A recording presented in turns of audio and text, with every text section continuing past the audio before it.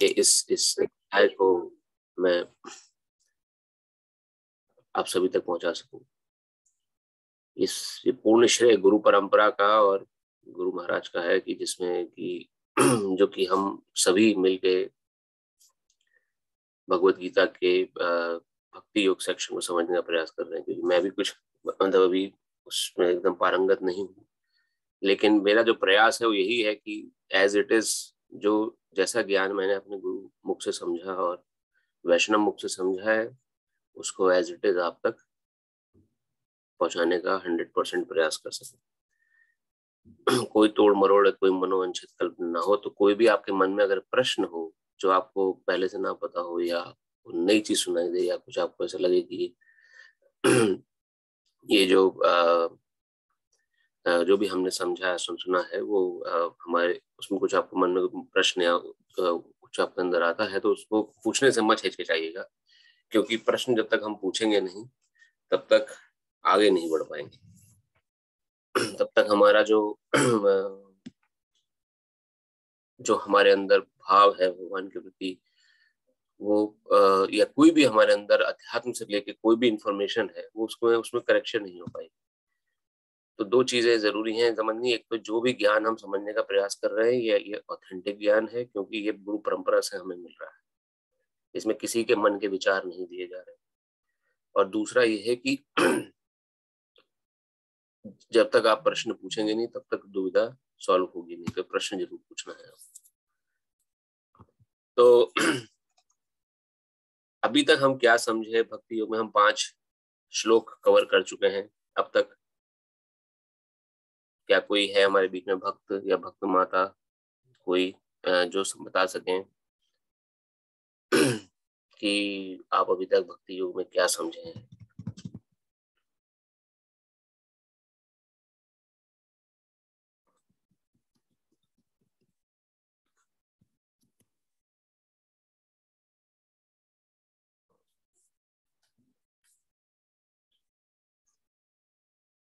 किसी को कोई एक छोटी बहुत इंफॉर्मेशन किसी के पास है कि अभी तक हमने क्या सुना समझा?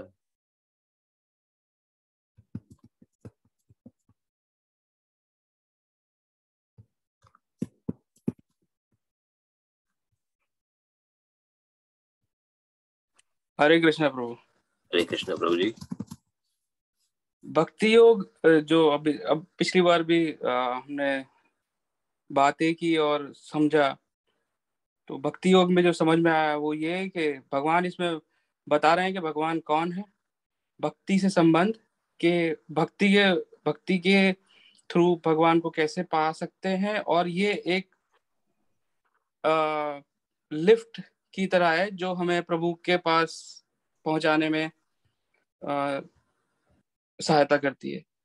और हम जो अभी तक समझ में आया, पिछली बार भी हम डिस्कस करने के लिए थे इसके ऊपर, कि प्रभु ने एक प्रश्न भी पूछा था कि जब कि हम पूरा भगवान का नाम लेते रहते हैं और हमें ये श्योरिटी है कि अगला जन्म में मनुष्य का ही प्राप्त होगा, तो भक्ति में जो प्रमुख चीजें हैं वो मंत्र जाप हमेशा, और प्रभु का नाम जप, जो हमें भक्ति रस में पहुंचाता है। और बस उसमें मुझे जो समझ में आया, उसमें एक चीज समझ में आई कि ये जो मरते समय जो भाव है, वो भाव में अगर किसी भी भौतिक चीज के प्रति हमें आकर्षण या आसक्ति पैदा हो गई, तो कितना भी हमने नाम जप लिया हो, उस वक्त वो हमें उसको अधोगति के तरफ ले जा सकता है। तो उसमें हमें उसका ध्यान रखना चाहिए कि हमारा जो ध्यान है वो हमेशा भगवान में ही रहे और कभी उससे बाहर ना जाए, भक्ति प्रभावित रहे हमेशा।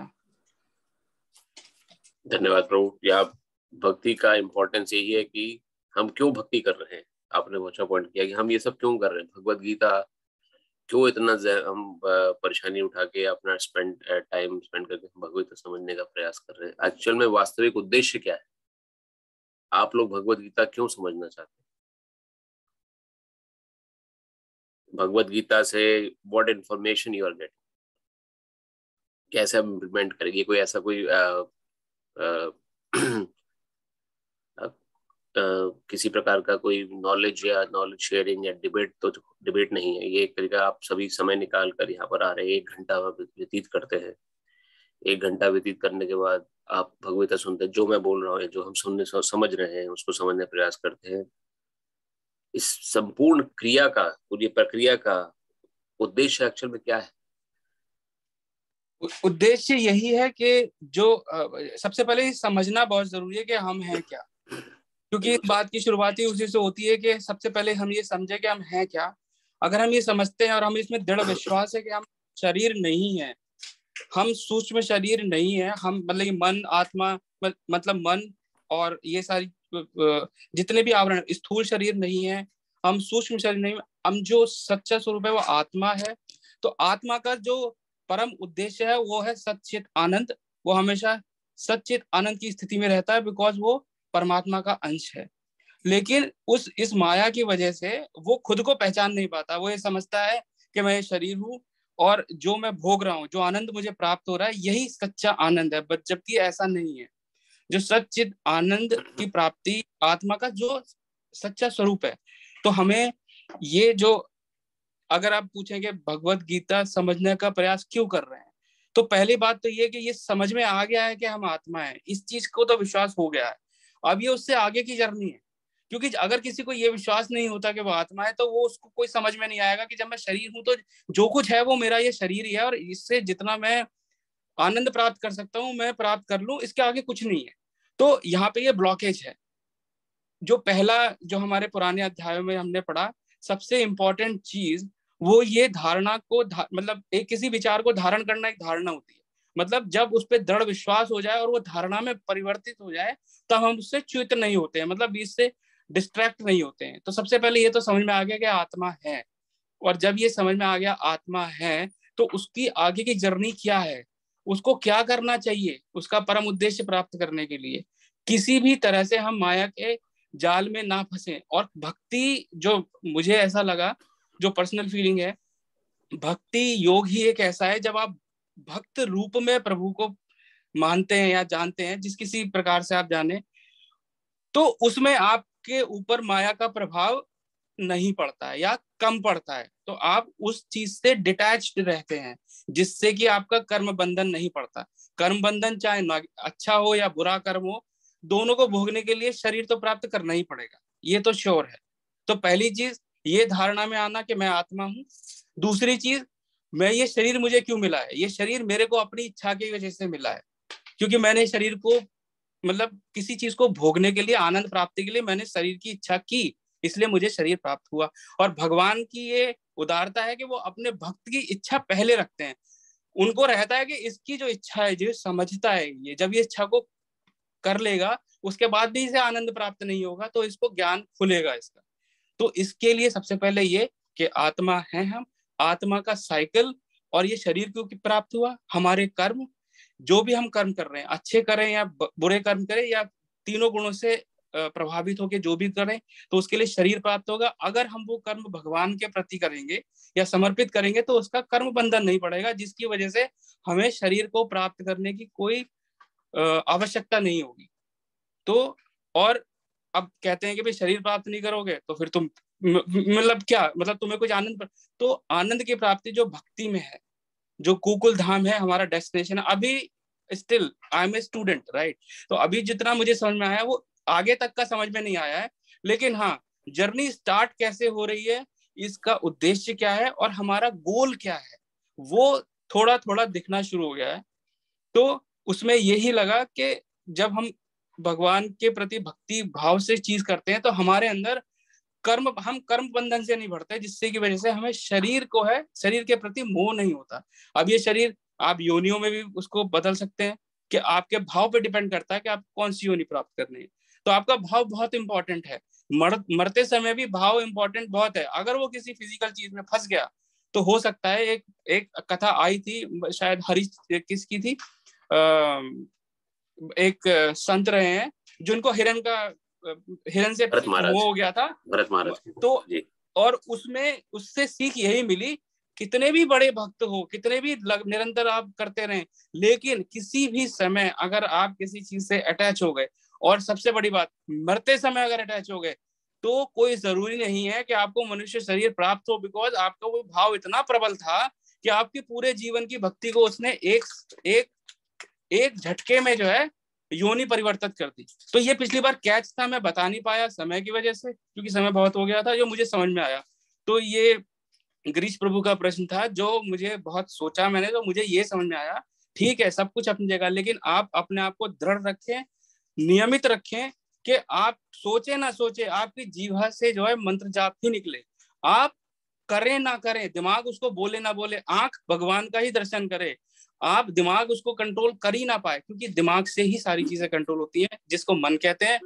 अगर मन को ये समझ ही नहीं आया कि उसके अंग उसकी बात ही नहीं मान रहे, मतलब आंख भगवान को ही देख रही है, नाक भगवान का ही फील कर रही, स्मेल ले रही है, मुंह जो है भगवान का नाम ही ले रहा है, मतलब अंगों को इतनी हो गई कि मन जो है आत्मा के उद्देश्य के बीच में नहीं आ सकता।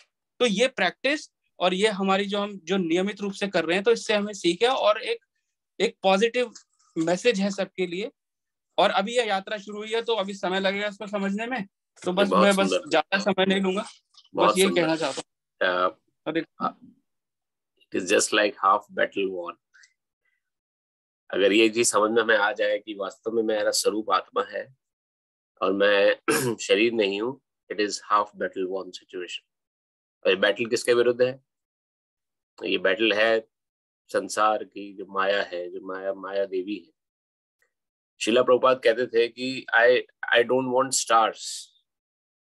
अगर कोई मैं जो शिला प्रभुपाद ने जब मिशन स्टार्ट किया, तो देखिए पूरे विश्व में संसार में फैल गया, लेकिन शिला प्रभुपाद कहता था कि किसी एक व्यक्ति को भी मेरी बात समझ में आ जाए जो मैं समझाने का प्रयास कर रहा हूँ, तो मैं समझूंगा कि मेरा जीवन सफल हो गया और मैंने जो समझाया वो लोग समझ गए। एक व्यक्ति को शिला प्रभुपाद ने बोला, और आज देखिए कितने लाखों की तादाद में इस ज्ञान को लोग समझ रहे हैं। तो इट्स नॉट इजी। और ऐसी बात क्यों कही, हमने पिछले हफ्ते पढ़ा था, भगवान इसी चैप्टर में ही 3rd श्लोक में भगवान ने क्या बोला था? मनुष्यानाम सहस्त्रेषु, सहस्त्रों हजारों मनुष्यों में से किसी एक व्यक्ति को एक बात समझ में आएगी कि वो आत्मा है। आत्म तत्व का ज्ञान उसी एक व्यक्ति को समझ में आएगा। और ऐसे ऐसे एक व्यक्ति मिलके जिनको आत्म तत्व का ज्ञान समझ में आ गया है कि मैं आत्मा हूं, मैं आत्मा शरीर नहीं हूं। समझ में आने का अर्थ क्या है? सुनते सभी हैं, सभी ने सुना, सभी ने अपने जीवन धारण किया, लेकिन मनन करना, उस बात को फील करना, उसको समझना कहते हैं। फील कब करेंगे? जब कुछ भी ऊपर नीचे हमारे आगे पीछे हो रहा है, कुछ दुख आ रहा है, सुख आ रहा है, इट इज नॉट इम्पैक्टिंग अस। किसी प्रकार से भी हमारे जीवन में कोई मेजर इम्पैक्ट नहीं कर रहा है। चाहे सुख है, सुख में भी हम संभाव हैं और दुख में भी संभाव बने हुए हैं, कृष्ण इच्छा समझ के बैठे हुए हैं। तो ऐसी भावना तक पहुंचना ही बहुत दुर्लभ है।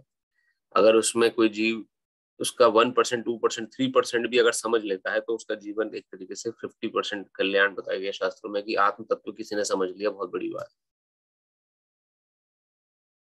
शिला प्रभुपाद ये कहते थे कि I just need 1 moon, I don't want enough stars. Kind of उनकी फीलिंग ये थी कि किसी एक व्यक्ति को समझ में आ जाए बस ज्ञान।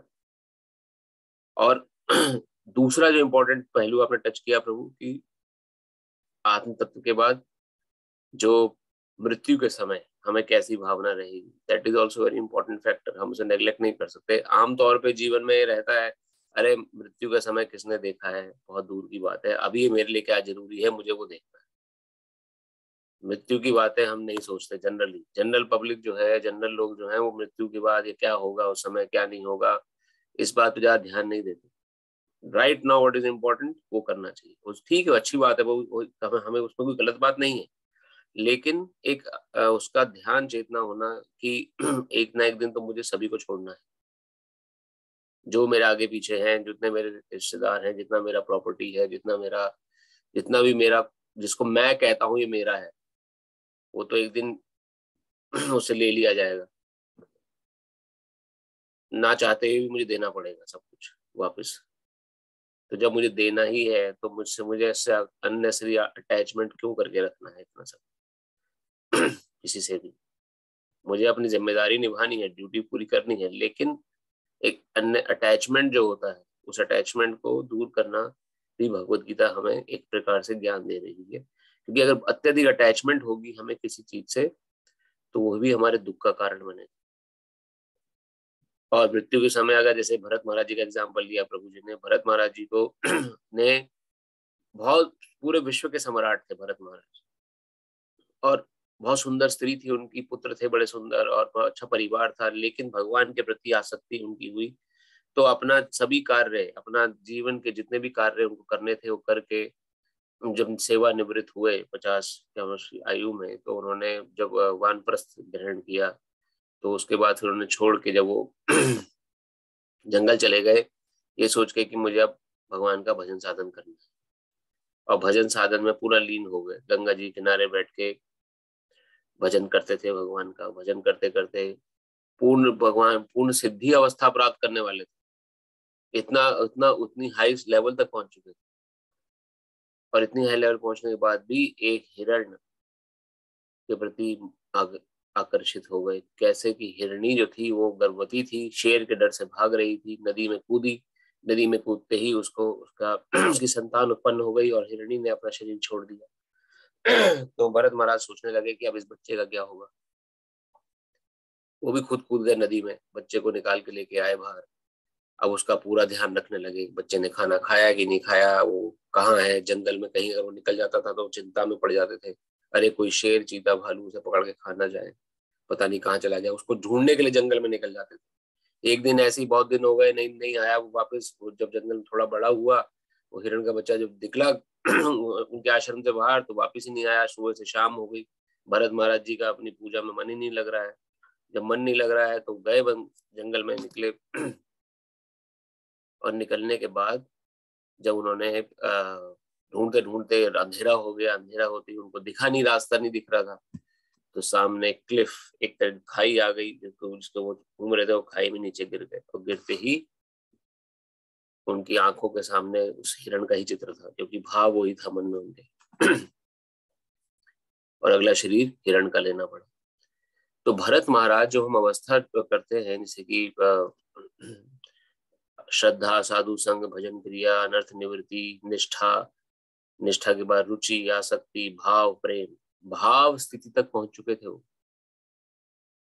और भाव स्थिति तक पहुंचने के बाद इट्स वेरी डिफिकल्ट कि कोई पड़ जाए। लेकिन ये जो एग्जाम्पल्स हमें शास्त्रों में मिलते हैं, ये भगवान के भक्त हैं। ये जानबूझ के भक्त जो है ऐसी विपदा अपने ऊपर लेते हैं हम आम जनता को समझाने के लिए। भरत महाराज जी तो अपना परिवार छोड़ के आए थे, उनको थोड़ी किसी हिरण से आकर्षण हो सकता था। लेकिन भगवान और भगवान के भक्तों की जो लीलाएं हैं, शास्त्रों में आप जितनी भी लीलाएं सुनेंगे समझेंगे, it is just a lesson, हमारे लिए लेसन है वो। उन्होंने जानबूझ के अपने ऊपर विपदा ली, 3 जन्मों की विपदा ली भरत महाराज ने, शास्त्र वर्णन करता है। उनको कोई हिरण से ऐसा अटैचमेंट कैसे किसी व्यक्ति को जो भाव स्टेज पे पहुंच गया हो सकता है। लेकिन क्योंकि भगवान के मिशन में सहायता प्रदान करनी है, आने वाले लोगों को ज्ञान देना है कि भाई संसार का जो आकर्षण है इट्स वेरी डिफिकल्ट, इसके मोह में अगर हम पड़ेंगे तो हो सकता है कि बार बार जन्म लेना पड़े। और इसी कारण से हम बार बार जन्म ले रहे हैं, फिर मरते हैं, फिर जन्म लेते हैं, फिर मरते हैं। ऐसे कितने जन्मों से हमें संसार में, हमें पता ही नहीं। वी नेवर नोज कि हम कितने समय से संसार में, कभी किसी देश में पैदा हो गए, कभी कीट पतंग बन के पैदा हो गए, कभी कुछ भी, कभी कभी इंडिया में पैदा हो गए, कभी पाकिस्तान में पैदा हो गए, कभी अरब में पैदा हो गए, कभी या किसी और गैलेक्सी में पैदा हो गए, जाके इस संसार में ही घूम रहे हैं। श्रीमद् भागवत इसका वर्णन करता है। और ये कारण किसका? सिर्फ अटैचमेंट, संसार के प्रति अटैचमेंट, हमारा जो आकर्षण है कि बस यही है जो कुछ है। तो अटैचमेंट भी हमें रखनी है, लेकिन कृष्ण सेवा के लिए हमें देखना है कि मेरा रिश्ता कृष्ण से है, मेरा जो असली नाता है वो कृष्ण से, मेरा जो असली घर है वो वैकुंठ है।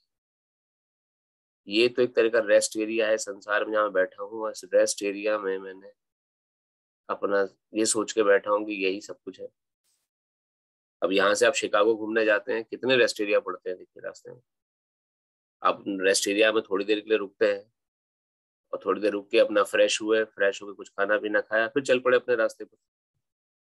कोई रेस्ट एरिया का अच्छा माहौल देख के वहीं थोड़ी बैठ जाते हैं कि अरे वाह बड़ा अच्छा माहौल है रेस्ट एरिया का, यहीं पे घर बना लेता हूँ, यहीं पे ही, अब यहीं पे ही प्लानिंग करूंगा सब कुछ, कैसे मुझे आगे बढ़ना। हम अपना काम निपटाते हैं और निकल लेते हैं। इसी प्रकार इस संसार में जो हम आए हैं, this is a rest area for us. मनुष्य शरीर लेके आए हैं, हमारा क्या काम है? भजन करके अपने भाव को उजागर करना और अपनी जिम्मेदारियों को निभाते हुए भगवान में मन लगा के आगे बढ़ना। तो यही शिक्षा दे रहे हैं भगवान इस चैप्टर में भी। सबसे पहले आत्म तत्व का ज्ञान, ये हमने पिछले हफ्ते समझा, प्रभु जी ने बहुत अच्छे तरह से समझाया। दूसरा भगवत ज्ञान। दूसरा ज्ञान जो 3 प्रश्न था तो ब्रह्म जिज्ञासा में डिस्कस करे थे कि जब मनुष्य जन्म मिलता है हमें 3 प्रश्न सॉल्व करने के लिए मिलता है। पहला प्रश्न ये कि मैं कौन हूँ, हु एम आई, मेरा वास्तविक स्वरूप क्या है? चाहे स्त्री हो, चाहे पुरुष हो, चाहे बच्चा हो, चाहे कीट पतंग कोई भी हो, उसका वास्तविक स्वरूप क्या है? उसका वास्तविक स्वरूप है कि वह आत्मा है, वह शरीर नहीं है। शरीर इज जस्ट लाइक एक कार है या कोई भारी आवरण, एक यंत्र है जिसको हमने अपने ऊपर डाल रखा है, हम अलग अलग कार्य कर रहे हैं। लेकिन वास्तव में मेरा जो स्वरूप है वो आत्मा है। मेरा ना मरण है, ना मेरा जीवन है, ना मुझे किसी प्रकार का दुख संताप, किसी प्रकार, क्योंकि मेरा जो वास्तविक स्वरूप है वो सच्चिदानंदमय है, जैसे प्रभु जी ने बोला। लेकिन फिर भी मुझे दुख क्यों होता है? फिर मुझे कठिनाइयां क्यों होती हैं? फिर भी मेरा मन बेचैन या मेरा मन परेशान क्यों होता है? फिर भी जीवन में कष्ट क्यों आते हैं? ये सिर्फ इसी कारण से क्योंकि हम अपने को शरीर समझे बैठे हैं, और शरीर संबंधी जितने लोग हैं उन पे आने वाले कष्टों को देख के हमें कष्ट होता है, क्योंकि अटैचमेंट है। और इस सुख और दुख की श्रृंखला को परमानेंट समझ लेते हैं कि अब ये आ गया दुख हमारे जीवन में तो बस अब सब कुछ खत्म। लेकिन ये आना जाना एक तरीका से भगवान ने बताया था, जिस प्रकार से सीजन आते हैं वैसे सुख दुख भी आते हैं, धीर व्यक्ति इससे परेशान नहीं होता।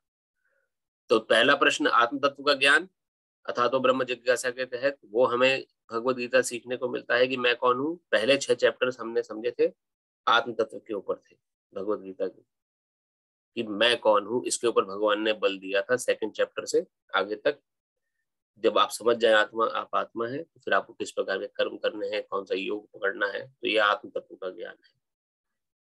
मध्यम 6 चैप्टर जो है, अध्याय 7 से लेकर अध्याय 12, वो भगवत ज्ञान के ऊपर है। भगवान कौन है, हु इज गॉड। अब भगवान कौन है इसको हम समझने का प्रयास कर रहे हैं। भगवान भगवान क्यों है? वो 2nd प्रश्न का उत्तर में देखना है।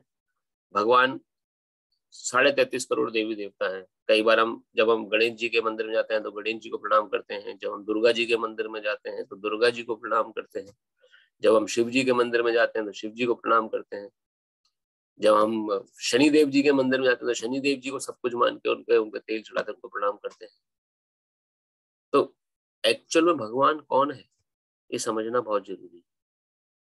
33.5 कोटि के देवी देवता हैं, और इन कोटि के देवता में अंदर 33.5 करोड़ बन के जो आते हैं वो कोटि कोटि मीन्स कैटेगरीज। हर कोई भगवान नहीं, शास्त्र इसका अनुमोदन नहीं देता है। ये भगवान के प्रतिनिधि है। जिस प्रकार से गवर्नमेंट होती है, गवर्नमेंट का एक ही प्राइम मिनिस्टर है, बाकी सब या तो फाइनेंस मिनिस्टर है या रेलवे मिनिस्टर है या फिर इकोनॉमिक क्षेत्र का मिनिस्टर है या फॉरेन अफेयर मिनिस्टर है। तो उस क्षेत्र का मिनिस्टर अपने क्षेत्र का राजा होता है, जिस क्षेत्र का हुआ, और उन सब के ऊपर प्राइम मिनिस्टर होता है जो सबको बागडोर संभाले हुए है। तो हम किसी फॉरेन अफेयर मिनिस्टर को या रेलवे मिनिस्टर को ही प्राइम मिनिस्टर नहीं समझ लेते। हम सोचते हैं, हम ये तो जन धारणा ना, हम जानते हैं कि ये एक रिप्रेजेंटेटिव प्राइम मिनिस्टर का, असल में प्राइम मिनिस्टर कोई और है। उसी प्रकार से जितने भी 33.5 कोटि देवी देवता हैं ये सब रिप्रेजेंटेटिव हैं भगवान के। कोई हर कोई ये भगवान नहीं। भगवान शास्त्र क्या वर्णन करता है? शास्त्रों में कौन कौन से शास्त्र? ब्रह्म संहिता, शिव पुराण, श्रीमद् भागवत, चैतन्य चरितामृत, उपनिषद और हमारे जितने भी वेद हैं, इन सभी ने किसको भगवान स्वीकार किया है? एकलव्य कृष्ण अन्य सभी भृत्या। सिर्फ कृष्ण ही अकेले ईश्वर है, अन्य सब उनके सेवक हैं। इस बात को समझना बहुत जरूरी है।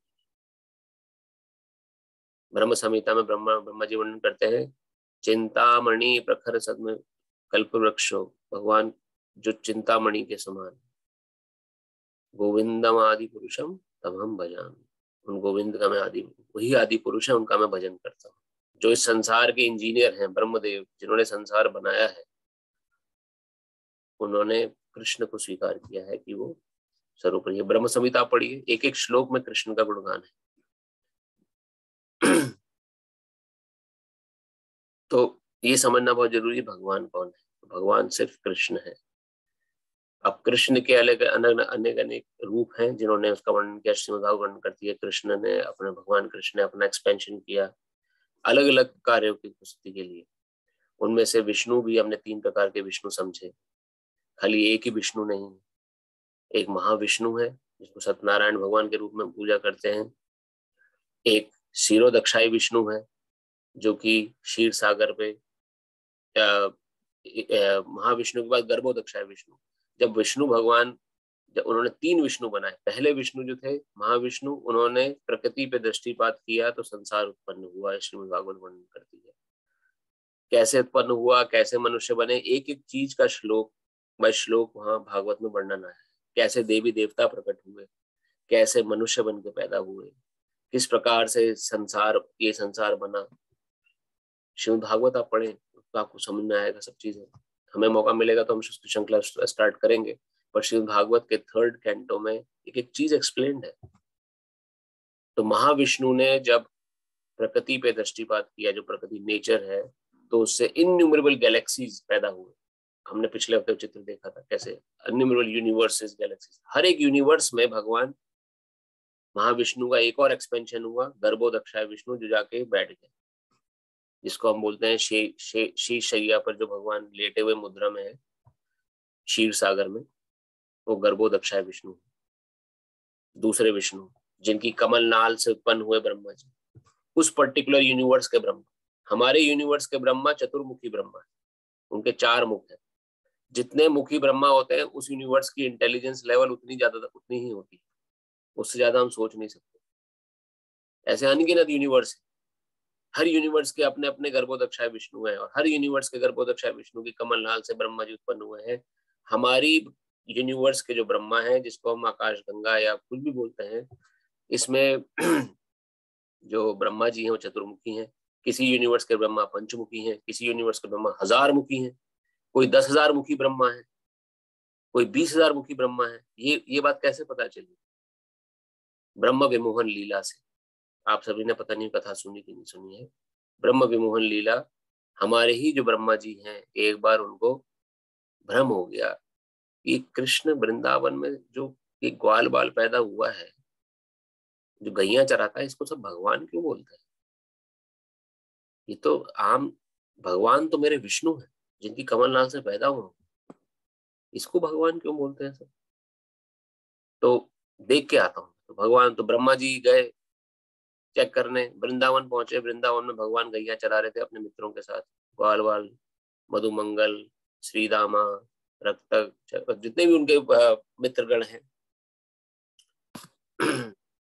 अब जब दोपहर का समय होता था तो भगवान जो है अपने भक्तों के साथ, जितने भी ग्वाल बाल जो आज सब अपने घर से कुछ ना कुछ खाने के लिए लेके आते थे, सब लोग मिलके बैठ के एक साथ खाना खाते थे दोपहर में। और गैया चराती थी, एक पेड़ के वृक्ष के नीचे बैठ के खाना खाते थे।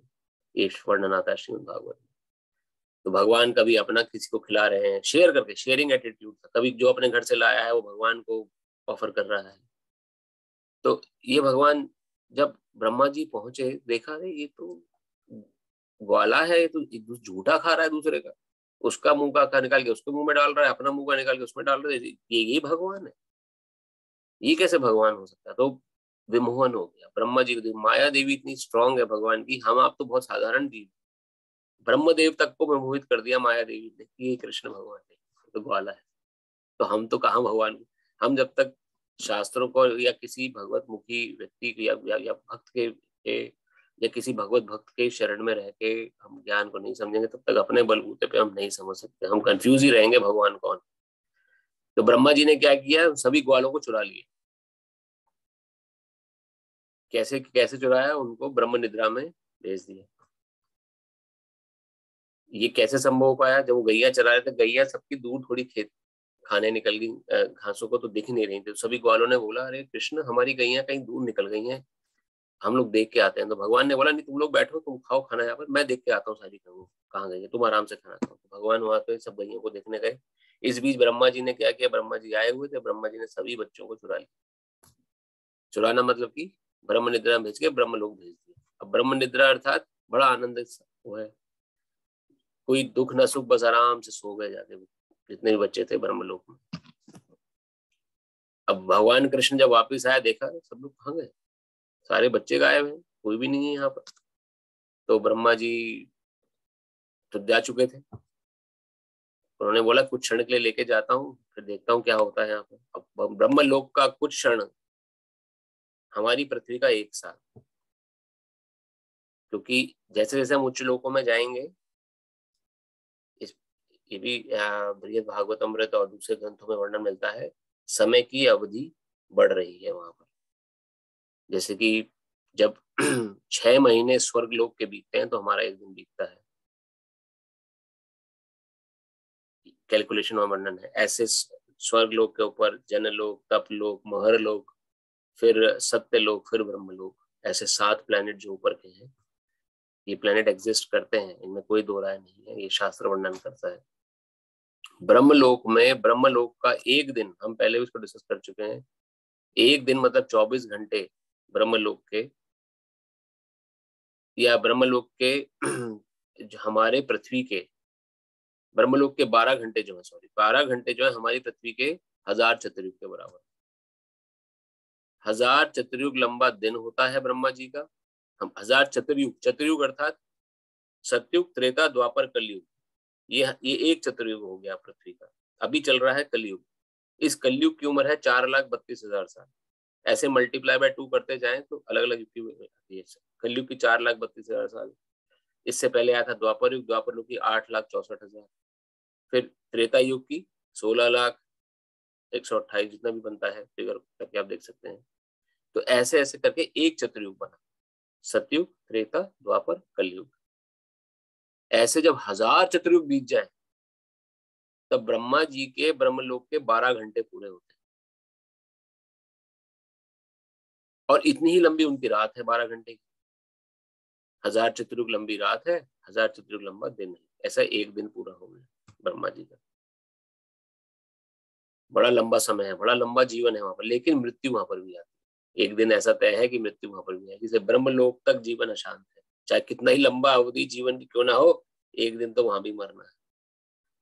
तो ब्रह्मलोक ले गए, मैं ब्रह्मा जी ब्रह्मलोक में कुछ क्षण के लिए ले गए। यहाँ पर ग्वाल बाल सारे गायब हो चुके थे। भगवान कृष्ण ने देखा, अरे सब कहाँ चले गए। इसी बीच भगवान ने सोचा कि ये, भगवान तो सब अंतर्यामी जानते हैं, अच्छा ब्रह्म ब्रह्मवन हो गया है, ब्रह्मा जी को मेरे प्रति डाउट हो गया है, चलिए इनको लेसन सिखाते हैं पर।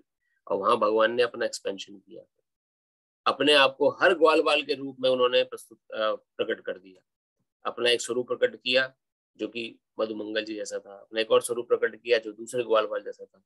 ऐसे अपने अनेक स्वरूप प्रकट कर दिए अपने ग्वाल बाल मित्रों के जैसे। अब गैया भी पीछे पीछे चुरा के लेकर अपने आप को गांव के गैयों के रूप में भी उन्होंने विस्तार कर दिया, क्योंकि ब्रह्मा जी गैयों को भी चुरा चुके थे। जितनी भी उनकी छोटी गायें थी या जो उनके बछड़े थे, तो भगवान ने बछड़ों के रूप में भी अपने को विस्तार कर दिया। इसके पीछे 2 लीलाएं हैं, उसको विस्तार में नहीं जाएंगे। पहली बात तो ये कि हर कोई भगवान को अपने पुत्र रूप में चाहता था, तो ये एक प्रकार का भगवान ने एक अपॉर्चुनिटी दी सभी को कि उनके उनके उनके पुत्र के रूप में, या उनके बच्चे, गायों के मन में भी भाव था कि भगवान कृष्ण को मेरे मेरे बछड़े बने, मेरे पुत्र बने, तो अपने आप को बछड़े रूप में विस्तारित किया। तो इसको डिटेल में हम फिर फर्दर कभी डिस्कस करेंगे, लेकिन कहने का अर्थ ये है कि जब ब्रह्मा जी इन सभी उनको ले गए, 1 साल हो गए ब्रह्मलोक में, तो उनको लगा कुछ ही क्षण बीते हैं। अब ब्रह्मा जी ने देखा कुछ क्षण में उनको ले आया हूँ, देखता हूँ कि क्या चल रहा है वृंदावन में। सब लोग तो परेशान हो गए होंगे, हाहाकार हो गया, अभी अभी दूध का दूध पानी पानी हो जाएगा कि कृष्ण भगवान नहीं है। जैसे ही ब्रह्मा जी वहां पहुंचे वृंदावन में, देखा तो फिर भगवान उन्हीं ग्वाल बालों के साथ बैठे। अरे ये कैसे संभव हो सकता है? नीचे देखे तो ग्वाल बाल, ब्रह्मलोक में दृष्टि घुमा के देखे तो वहां भी ग्वाल बाल। परेशान हो गए, ये क्या चक्कर है, ये तुमको तो मैं चुरा के ले गया था, यहाँ नीचे बैठे हैं भगवान, ऊपर भी भगवान बैठे हैं। भगवान ने देखा अच्छा ब्रह्मा जी आ गए वापस, ठीक है। फिर हर एक एक्सपेंशन से जितना उन्होंने एक्सपेंशन किया था उन सभी से उन्होंने चतुर्भुज नारायण प्रकट करे भगवान कृष्ण ने, देखो ये मेरे ही स्वरूप है। वहां ब्रह्मा जी का विमोहन भंग हुआ। फिर और जब ब्रह्मा जी का विमोहन भंग हुआ, जब उन्होंने देखा कि वास्तव में नीचे जो कृष्ण भगवान के साथ ग्वाल बाल है वो कृष्ण के ही स्वरूप विष्णु स्वरूप है, तो ब्रह्मा जी को समझ में आया कि मुझसे कुछ गड़बड़ हो गया है। क्योंकि विष्णु रूप के दर्शन क्यों कराए भगवान ब्रह्मा जी को उन्होंने, क्योंकि कृष्ण ने अपना एक्सपेंशन किया था, कृष्ण रूप के दर्शन करा सकते, लेकिन विष्णु रूप के एक्सपेंशन दर्शन क्यों कराया ब्रह्मदेव को, क्योंकि विष्णु जो है ब्रह्मदेव के आराध्य, उनके जो इष्ट देव हैं ब्रह्मदेव के, वो विष्णु भगवान है। कि देखो विष्णु जो है समस्त ये मेरे ही स्वरूप है। भगवान ने ब्रह्म विभोर लीला में ब्रह्मा जी को दर्शन कराए, और साथ साथ भगवान ने समस्त गैलेक्सीज जितने भी है सभी के ब्रह्माओं का आह्वान किया। जितने ब्रह्मा है सारे यहाँ प्रकट। अब ब्रह्मा जी चतुर्मुखी ब्रह्मा हमारे देख रहे हैं, अरे कोई पंचमुखी ब्रह्मा आ रहा है, कोई हजारमुखी ब्रह्मा आ रहा है, वो खुद एक और हैरान हो गया, अरे मैं ही तो ब्रह्मा हूँ, ये कौन से ब्रह्मा आ गए इतने सारे। तो वहां भगवान कृष्ण वर्णन करते हैं कि तुम खाली इस गैलेक्सी के ब्रह्मा, जहां पर इस समय पृथ्वी है, ऐसे अनगिनत गैलेक्सीज अनगिनत यूनिवर्स हैं, हर एक यूनिवर्स के अपने ब्रह्मा है, उस यूनिवर्स की अपनी लेवल ऑफ इंटेलिजेंस है बेस्ड ऑन कितने मुखी ब्रह्मा वहां के हैं। हजार मुखी ब्रह्मा का जो यूनिवर्स है वहां की इंटेलिजेंस लेवल की कल्पना हम कर भी नहीं सकते, वी नेवर थिंक ऑफ। और ऐसी जितने मुखी उस प्रकार के वर्णन शास्त्रों में मिलता है। तो ये जितने भी यूनिवर्स हुए, ये महाविष्णु हमने समझा पिछली बार की 3 प्रकार के विष्णु हुए। पहले विष्णु जिन्होंने अनगिनत यूनिवर्स बनाए, उनके एक एक रूम कूप से प्रकट होते हैं यूनिवर्स, ये शास्त्र वर्णन करता है। दूसरे विष्णु हर एक यूनिवर्स के अंदर गर्भ में जाके समा गए, हर एक यूनिवर्स के अंदर जाके बैठ गए, वो है गर्भोदक्षाय विष्णु, जिनकी कमलनाल से उत्पन्न हुए ब्रह्मदेव, उस पर्टिकुलर यूनिवर्स के ब्रह्मदेव प्रकट हुए। और तीसरे प्रकार के विष्णु जो थे वो थे क्षीरोदक्षाय विष्णु। क्षीरोदक्षाय विष्णु जो कण कण में जाके, even with in an atom, जिसको हम बोलते हैं कण कण में भगवान है, वो कण कण वाले जो भगवान है वो क्षीरोदक्षाय विष्णु है, जो तीसरा फॉर्म है विष्णु जी का। हर एक आपके अंदर परमात्मा रूप में, मेरे अंदर परमात्मा रूप में, हम सभी जीवों के अंदर जो परमात्मा रूप में विद्यमान है वो क्षीरोदक्षाय विष्णु विद्यमान है। तो 3 प्रकार के विष्णु भगवान कृष्ण की फर्दर एक्सपेंशन श्रीमद् भागवत वर्णन करती है। ये समझना बहुत जरूरी है। ये हमने समझा पिछली बार, ग्लिम्स मिला था हमें एक अपने एक श्लोक में। तो ये भगवत, इसलिए भगवान कौन है इसका ज्ञान सही तरीके से ये 6 अध्याय जो है हमारे, ये हमें समझाएंगे सेक्शन में। और तीसरा जो इन्फॉर्मेशन हमें इस मनुष्य शरीर में आके लेनी है, पहली इन्फॉर्मेशन मैं कौन हूँ, मैं आत्मा हूँ। दूसरी इन्फॉर्मेशन भगवान कौन है, और तीसरी इन्फॉर्मेशन मेरे में और भगवान में क्या रिश्ता है, what is the relationship between me and God. मैं समझ गया कि मैं कौन हूँ, वैसे ये भी समझ गया कि भगवान कौन है। Now what is the relationship, मैं how I am connected to God. जब हम ये चीज समझ लेते हैं तो संसारिक अटैचमेंट हमारी दूर हो जाती है। अभी क्या है, अभी हम भगवान तो दूर की बात है, हम भगवान की रिश्ता क्या है वो दूर की बात है, भगवान को ही समझने का समय नहीं है अभी हमारे पास।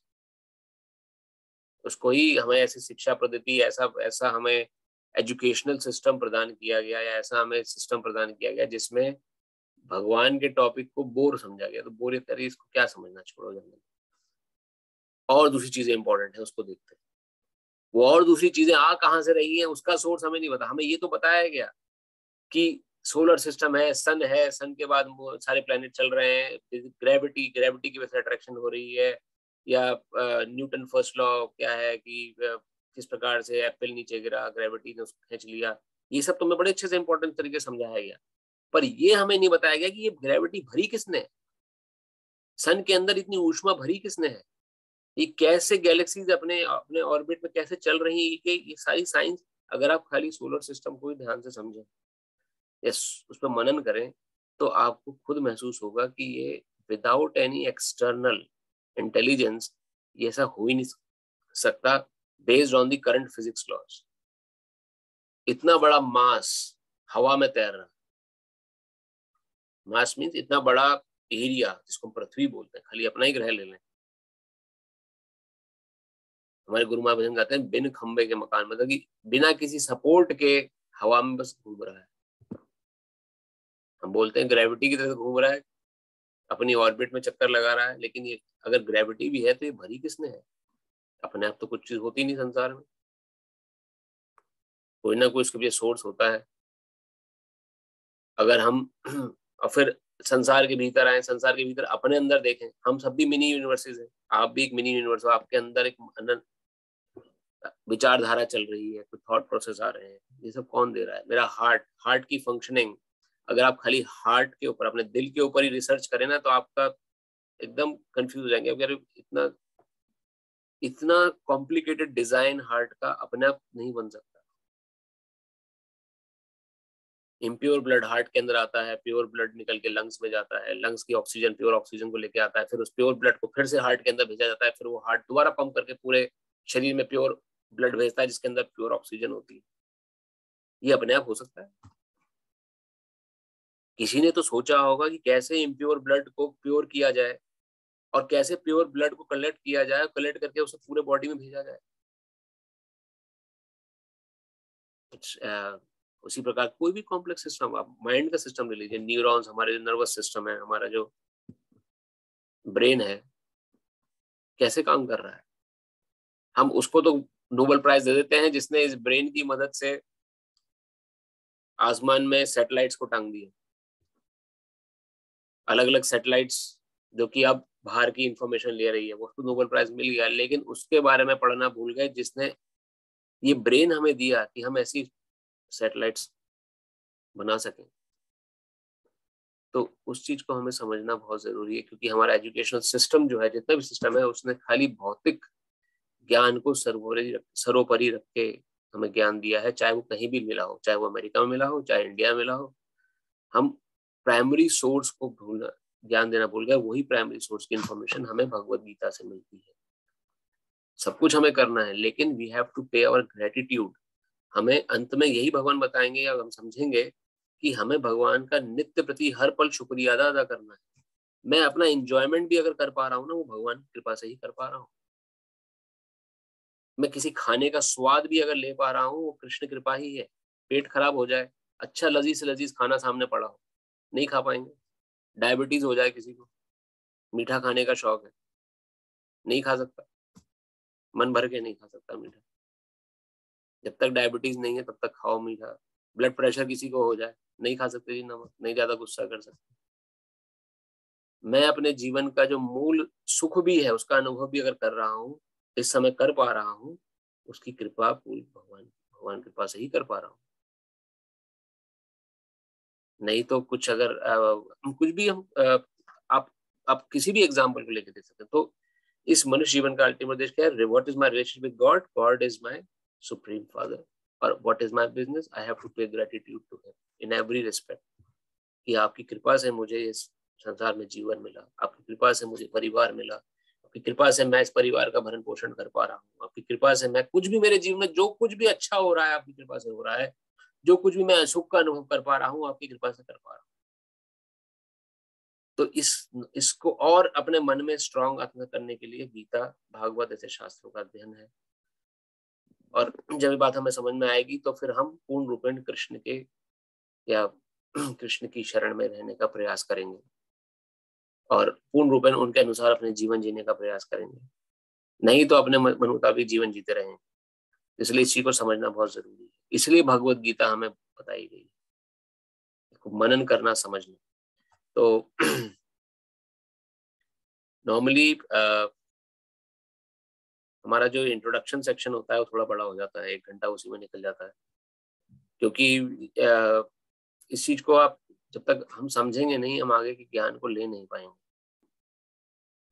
क्योंकि आगे का जो ज्ञान है वो इन्हीं चीजों पर आधारित है कि आत्म तत्व, ईश्वर तत्व और इन दोनों तत्वों में क्या रिश्ता है, इसको समझना बहुत जरूरी है। तो अब आगे बढ़ने से पहले हम 5 मिनट एक माला जप भगवान के शुद्ध नाम की करते हैं और उसके बाद जो भगवद गीता के श्लोक है उसको हम 5 श्लोक हम पढ़ चुके हैं, उन श्लोकों को हम आगे बढ़ेंगे। तो आप सभी से प्रार्थना है अपनी माला थैली ले लें और एक माला जप भगवान के शुद्ध नाम की सब साथ मिलकर करते हैं।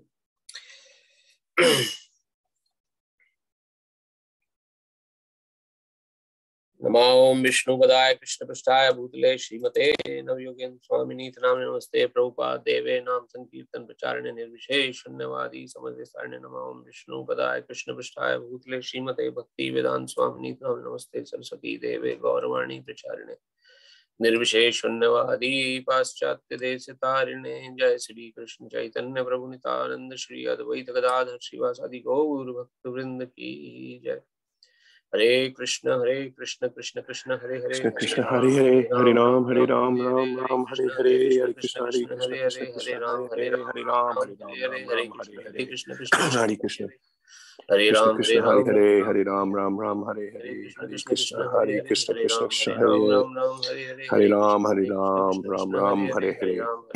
हरे कृष्ण कृष्ण कृष्ण हरे हरे, हरे राम राम हरे हरे, हरे कृष्ण कृष्ण कृष्ण हरे राम राम हरे हरे, हरे कृष्ण कृष्ण कृष्ण हरे हरे, हरे राम राम हरे हरे, हरे कृष्ण कृष्ण कृष्ण हरे हरे, हरे राम राम हरे हरे, हरे कृष्ण कृष्ण कृष्ण हरे हरे, हरे राम राम हरे हरे, हरे कृष्ण कृष्ण कृष्ण कृष्ण हरे हरे, हरे राम राम राम हरे हरे कृष्ण कृष्ण कृष्ण हरे हरे, हरे राम राम हरे हरे, हरे कृष्ण हरे कृष्ण कृष्ण कृष्ण हरे हरे, हरे राम राम हरे हरे, हरे कृष्ण कृष्ण कृष्ण हरे हरे, हरे राम राम हरे हरे, हरे कृष्ण कृष्ण कृष्ण हरे हरे, हरे राम राम हरे हरे, हरे कृष्ण कृष्ण कृष्ण हरे हरे, हरे राम राम हरे हरे, हरे कृष्ण कृष्ण कृष्ण हरे हरे, हरे राम राम हरे हरे, हरे कृष्ण कृष्ण कृष्ण हरे हरे, हरे राम राम हरे हरे, हरे कृष्ण कृष्ण कृष्ण हरे हरे, हरे राम राम हरे हरे, हरे कृष्ण कृष्ण कृष्ण हरे हरे, हरे राम राम हरे हरे, हरे कृष्ण कृष्ण कृष्ण हरे हरे, हरे राम राम हरे हरे, हरे कृष्ण कृष्ण कृष्ण हरे हरे, हरे राम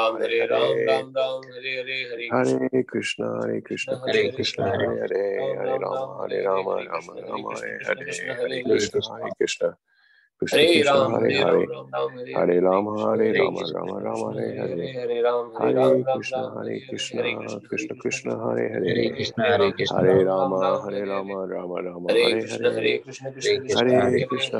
हरे कृष्ण कृष्ण कृष्ण हरे हरे, हरे राम राम हरे हरे, हरे कृष्ण कृष्ण कृष्ण हरे हरे, हरे राम हरे हरे, हरे कृष्ण कृष्ण कृष्ण हरे हरे, हरे राम राम हरे हरे, हरे कृष्ण कृष्ण कृष्ण हरे हरे, हरे राम राम हरे हरे, हरे कृष्ण कृष्ण कृष्ण हरे हरे, हरे राम राम हरे हरे, हरे कृष्ण कृष्ण हरे हरे, हरे राम राम हरे हरे, हरे कृष्ण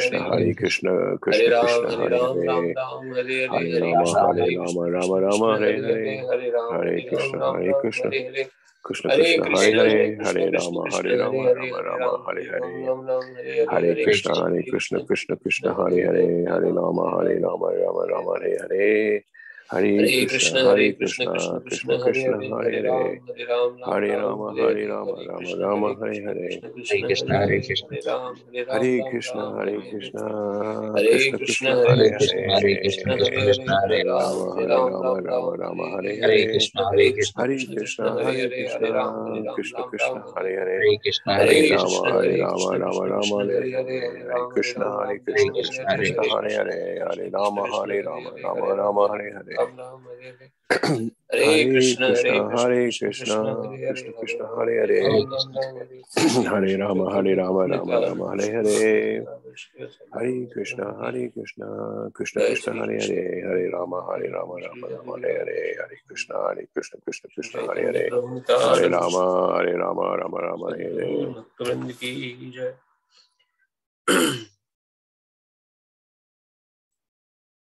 हरे कृष्ण। तो मैं ओपन दी भगवत गीता।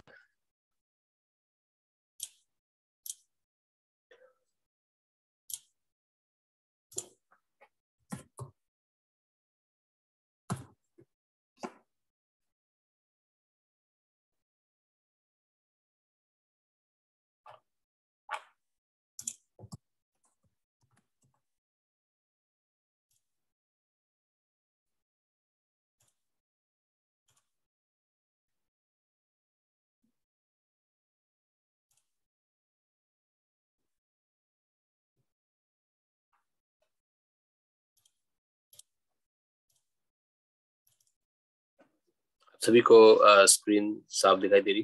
अभी गीता वाली स्क्रीन दिख रही है ना? कोई और तो स्क्रीन नहीं दिख रही है? जी हाँ। तो 5 अध्याय तक हम लोग पढ़ चुके हैं। इसमें भगवान ने आत्मा का ज्ञान तो अर्जुन को समझाया ही, साथ में भगवान ने परा और अपरा शक्तियां, दो हमने शक्तियां भगवान की हमने पिछले हफ्ते समझी थी कि 2 प्रकार की शक्तियां होती हैं भगवत ज्ञान के तहत। परा शक्ति होती है जो कि जिसके अंतर्गत आत्मा आती है, हमारी जो इंटरनल पोटेंसी भगवान, तो हम भगवान की इंटरनल पोटेंसी है, अंतरंग शक्ति, परा प्रकृति। दूसरी प्रकार की शक्ति है अपरा प्रकृति। अपरा प्रकृति के 5 तत्व हमने समझे थे, पृथ्वी जल अग्नि वायु आकाश और मन बुद्धि और अहंकार। ये जो 8 तत्व हैं इससे बनी है अपरा प्रकृति, जिसका शरीर बनता है। जो शरीर अभी आप और हम इसको अनुभव करते हैं कि मेरा स्वरूप है, वास्तव में ये अपरा प्रकृति है, भगवान की external energy. It is just like a 4 wheel car. एक कार है और उस कार के अंदर एक ड्राइवर बैठा हुआ। उसी प्रकार से हमें शरीर इज जस्ट लाइक ए यंत्र, एक कार के समान है और हम इस कार के अंदर बैठे हुए हैं। तो दोनों ड्राइवर और कार दोनों ही अलग अलग प्रकृति है, अलग अलग वस्तु है। ड्राइवर जो है वो कार नहीं हो सकता और कार ड्राइवर नहीं बन सकती। जब तक ड्राइवर कार में बैठा है तब तक कार चल रही है, जैसे ही कार से ड्राइवर उतर जाएगा कार खड़ी हो जाएगी। उसी प्रकार से संसार, ये जो हमारा शरीर है ये अपरा प्रकृति से बना है, पृथ्वी जल अग्नि वायु आकाश मन बुद्धि और अहंकार। और इसके अंदर पराशक्ति के रूप में हम स्वयं बैठे। हम कहते हैं मेरी आत्मा है, मैं खुद ही आत्मा हूं। इसका अनुभव करना हमें जरूरी है। मेरा तो कुछ है ही नहीं, मैं वास्तव में मैं ही आत्मा हूं जो शरीर के अंदर बैठा हूं इस समय। और जब तक शरीर के अंदर हूं तब तक ये शरीर के अपने हिसाब से काम चलाऊंगा, अपने आप से काम मेरे हिसाब से चलेगा। तो जब तक हमें आत्म तत्व का ज्ञान नहीं, जब तक ड्राइवर खुद कंट्रोल में नहीं होगा तब तक, और मन उसका कंट्रोल, मन बुद्धि और अहंकार भी जड़ है, इस अपरा प्रकृति के अंदर है। लेकिन वास्तव में हमारा मन जो संसारिक वस्तुओं में लगा हुआ है, इसलिए ये कार जो है ये अपने हिसाब से चल रही है। आत्मा को अपनी इंटेलिजेंस की हेल्प से स्ट्रांग होकर मन को नियंत्रण करना होगा ताकि वो अपने हिसाब से कार चला सके। तो ये समझने के लिए हमें थोड़ा सा ध्यान से इस सेक्शन को समझना है कि सबसे पहले तो ये जानना है कि मैं इस मन से भी परे। देखिए यहाँ पे हमने पढ़ा, यहाँ पर पृथ्वी जल अग्नि वायु आकाश मन बुद्धि और अहंकार, ये 8 प्रकार की विभक्त मेरी अपरा प्रकृतियां हैं। अपर प्रकृतियां हैं यानी कि भिन्न प्रकृतियां। भगवान की शक्ति है, ये भगवान की शक्ति, शरीर भी भगवान की शक्ति से ही बना है। ये शरीर जो मैंने धारण किया है ये भी भगवान की शक्ति है, लेकिन ये मैं नहीं हूं। मैं कौन हूं? हे माँ बाबू अर्जुन, इसके अतिरिक्त मेरी एक अन्य पराशक्ति है जो उन जीवों से युक्त है जो इस भौतिक अपरा प्रकृति के साधनों का विदोहन कर रहे हैं। तो भगवान की पराशक्ति हूं मैं जो इस साधन का विदोहन कर रहा हूँ, साधन को यूज कर रहा हूँ, इस शरीर को जिसको मैं उपयोग में लेके आ रहा हूँ अपने अलग अलग कार्यों के लिए। तो मेरा स्वरूप वह है। तो ये भगवान स्वयं वर्णन कर रहे हैं। तो अपने को शरीर हम नहीं समझना है, कम से कम इस श्लोक के बाद। अब छठे श्लोक को चलते हैं।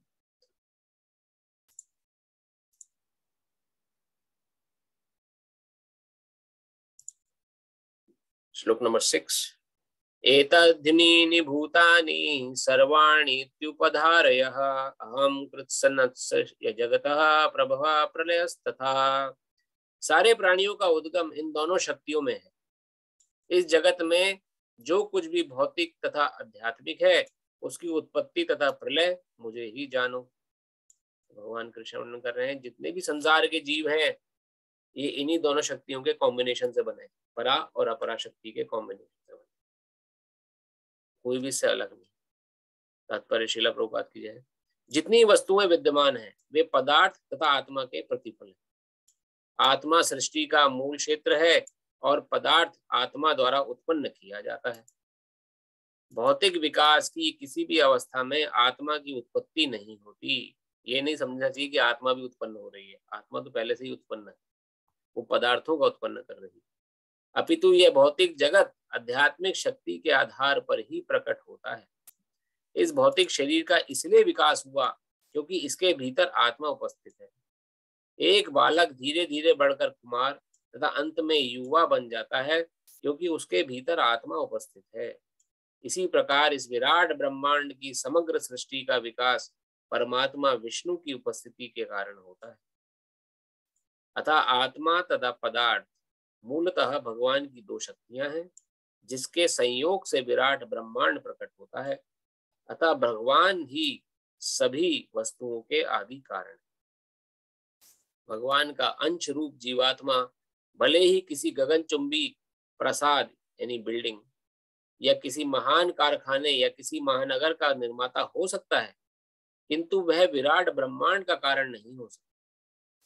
इस विराट ब्रह्मांड का सृष्टा भी विराट आत्मा या परमात्मा है और परमेश्वर कृष्ण विराट तथा लघु दोनों ही आत्माओं के कारण। अतः वे समस्त कारणों के कारण है। इसकी पुष्टि कठोपनिषद के दूसरे अध्याय के दूसरे चैप्टर के 13वें श्लोक में हुई है। नित्यो नित्यानाम चेतनश चेतना। तो भगवान कृष्ण जो है वो विराट तथा लघु दोनों के ही आत्माओं का कारण है।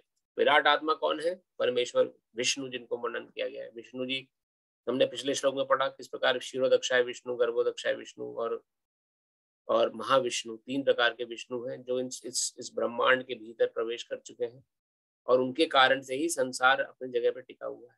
वही चला रहे हैं संसार को। और इन संसार के अंदर जो जीव है हम सभी भी भगवान की शरीर के अंश हैं। आत्मा स्वरूप में हम इस शरीर का विदोहन कर रहे हैं, इस शरीर को उपयोग कर रहे हैं इस प्रकार से एक ड्राइवर कार का विदोहन करता है। तो मेरा कारण और विष्णु जो परम परमात्मा जिसको हम उन दोनों के कारण कौन बता रहे हैं यहाँ पर? कृष्ण है। परमेश्वर कृष्ण विराट तथा लघु दोनों ही आत्माओं के कारण। और इसकी पुष्टि कौन कर रहा है? श्वेतोश्वर उपनिषद करता है। कठोपनिषद में इसकी पुष्टि हुई। कठो उपनिषद नाम का एक उपनिषद ग्रंथ है जिसमें इसकी पुष्टि हुई है। नित्यो नित्यानाम चेतनश चेतनानाम। नित्यो नित्यानाम, नित्य प्रति जो नित्य है उसकी जो कारण है, और चेतना जो संपूर्ण चेतना उसका जो परम चेतना है वो कृष्ण है का वर्णन शास्त्रों में। तो यहाँ पे हमें इसको समझ में आता है कि वास्तव में जो जितना भी दृश्य जगत है इस समय हमारे सामने, जो भी चलता फिरता इंसान दिखाई दे रहा है या चलता फिरता जीव दिखाई दे रहा है या कोई भी ऐसा जीव, वो वास्तव में आत्मा और पदार्थ का सम्मेलन है। वास्तव में आत्मा जब तक शरीर के अंदर है तब तक उस शरीर की ग्रोथ भी हो रही है। बच्चा बड़ा होता है, बड़े से युवा होता है, युवा से वृद्ध होता है, जब तक आत्मा है। तो मृत शरीर का कभी भी बढ़ोतरी नहीं होती। किसी मृत बच्चे के शरीर को रख दें वो बच्चे के रूप में ही रहेगा, कभी मृत अवस्था में ही जवान नहीं हो जाएगा, मृत अवस्था में बूढ़ा नहीं हो जाएगा, वैसे ही पड़ा रहेगा शरीर का और डिकम्पोजिशन होना शुरू हो जाएगा। तो जब तक आत्मा है शरीर के अंदर तब तक उसकी बढ़ोतरी है। इसी प्रकार से कोई वृक्ष है, वृक्ष बीज के रूप में पौधा बनता है, पौधे से फिर थोड़ा और बड़ा होता है। जब तक उस वृक्ष के अंदर आत्मा है तब तक हो रहा है। जैसे उस वृक्ष के शरीर को आत्मा ने छोड़ा, वृक्ष अपनी अवस्था में ही मर जाता है। तो हर जीव के अंदर अपने कर्मों के अनुसार उसको शरीर मिला है और वो जीव उस शरीर के अंदर उस शरीर का विदोहन कर रहा है अपने अपने कर्म के अनुसार।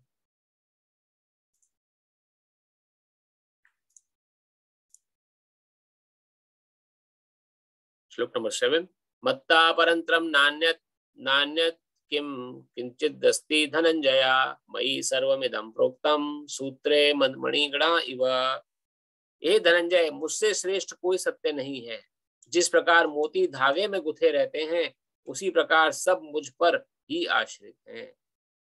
हर कोई भगवान, जैसे हमने भी डिस्कस किया, अपने छोटे से छोटे सुख के लिए भी हम भगवान पे ही आश्रित हैं, तभी ले पाएंगे जब भगवान की इच्छा होगी। तो भगवान आगे इसको समझाएंगे किस प्रकार से। परपट श्रील प्रभुपाद की जय। परम सत्य साकार है या निराकार, इस पर सामान्य विवाद चलता है। जहां तक भगवत गीता का प्रश्न है, परम सत्य तो भगवान श्री कृष्ण है और इसकी पुष्टि पद पद पर होती है। इस श्लोक में विशेष रूप से बल है कि परम सत्य पुरुष रूप है। इस बात की कि भगवान ही परम सत्य है ब्रह्म संहिता में भी पुष्टि हुई है। ईश्वरा परम कृष्णा सचिदानंद विग्रह, तो हमने इसका डिस्कस किया था ब्रह्म संहिता में। परम सत्य श्री भगवान कृष्ण ही है जो आदि पुरुष है। समस्त आनंद के एक आगार गोविंद है और वे सचिदानंद स्वरूप है। ये सब प्रमाण निर्विवाद रूप से प्रमाणित करते हैं कि परम सत्य पुरुष है जो समस्त कारणों का कारण है। फिर भी निरीश्वरवादी श्वेताश्वर उपनिषद में 3 अध्याय के 10वें श्लोक उपलब्ध वैदिक मंत्र के आधार पर तर्क देते हैं। ततो यदुत्तरंतरम तद्रूपमानमयम् या एतद्विद्रुमृतास्थे भवन्त्यया थे तरे दुःखमेवापि यन्ति। भौतिक जगत में ब्रह्मांड के आदि जीव ब्रह्मा को देवताओं, मनुष्यों तथा निम्न प्राणियों में सर्वश्रेष्ठ माना जाता है, किंतु ब्रह्मा के परे एक इंद्रियातीत ब्रह्म है जिसका कोई भौतिक स्वरूप नहीं होता और वो समस्त भौतिक कल्मश से रहित होता है। जो व्यक्ति उसे जान लेता है वह दिव्य बन जाता है, किंतु जो उसे नहीं जान पाते वे सांसारिक दुखों को भोगते रहते हैं। निर्विशेषवादी अरूपम शब्द पर विशेष बल देते हैं। निर्विशेषवादी वे व्यक्ति हैं जो कि निराकार रूप को मानते हैं, भगवान का कोई साकार रूप नहीं, मूर्ति पूजा का खंडन करते हैं, वो निर्विशेषवादी कहलाते हैं। निर्विशेषवादी अरूपम शब्द पर विशेष बल देते हैं, किंतु यह अरूपम शब्द निराकार नहीं, यह दिव्य सच्चिदानंद स्वरूप का सूचक है, जैसा कि ब्रह्म संहिता में वर्णित है और ऊपर उद्धृत है। श्वेताश्वर उपनिषद के अन्य श्लोकों 3 अध्याय के 8वें से 9वें श्लोक में भी इसकी पुष्टि होती है। वेदामेत्तम पुरुषम महांतमादित्य वर्णम तमसा परस्तात् तमेव विद्वानति मृत्युमति नान्यः पंथा विद्यते अयनाय यस्मात् परम ना परमस्ति किंचित यस्मान्नियो नो ज्योतियति किंचितः वृक्ष इव स्तब्धो दिवि तिष्ठते कस्ते नेदम पूर्णम पुरुषेण सर्वम। मैं उन भगवान को जानता हूँ जो अंधकार की समस्त भौतिक अनुभूतियों से परे है।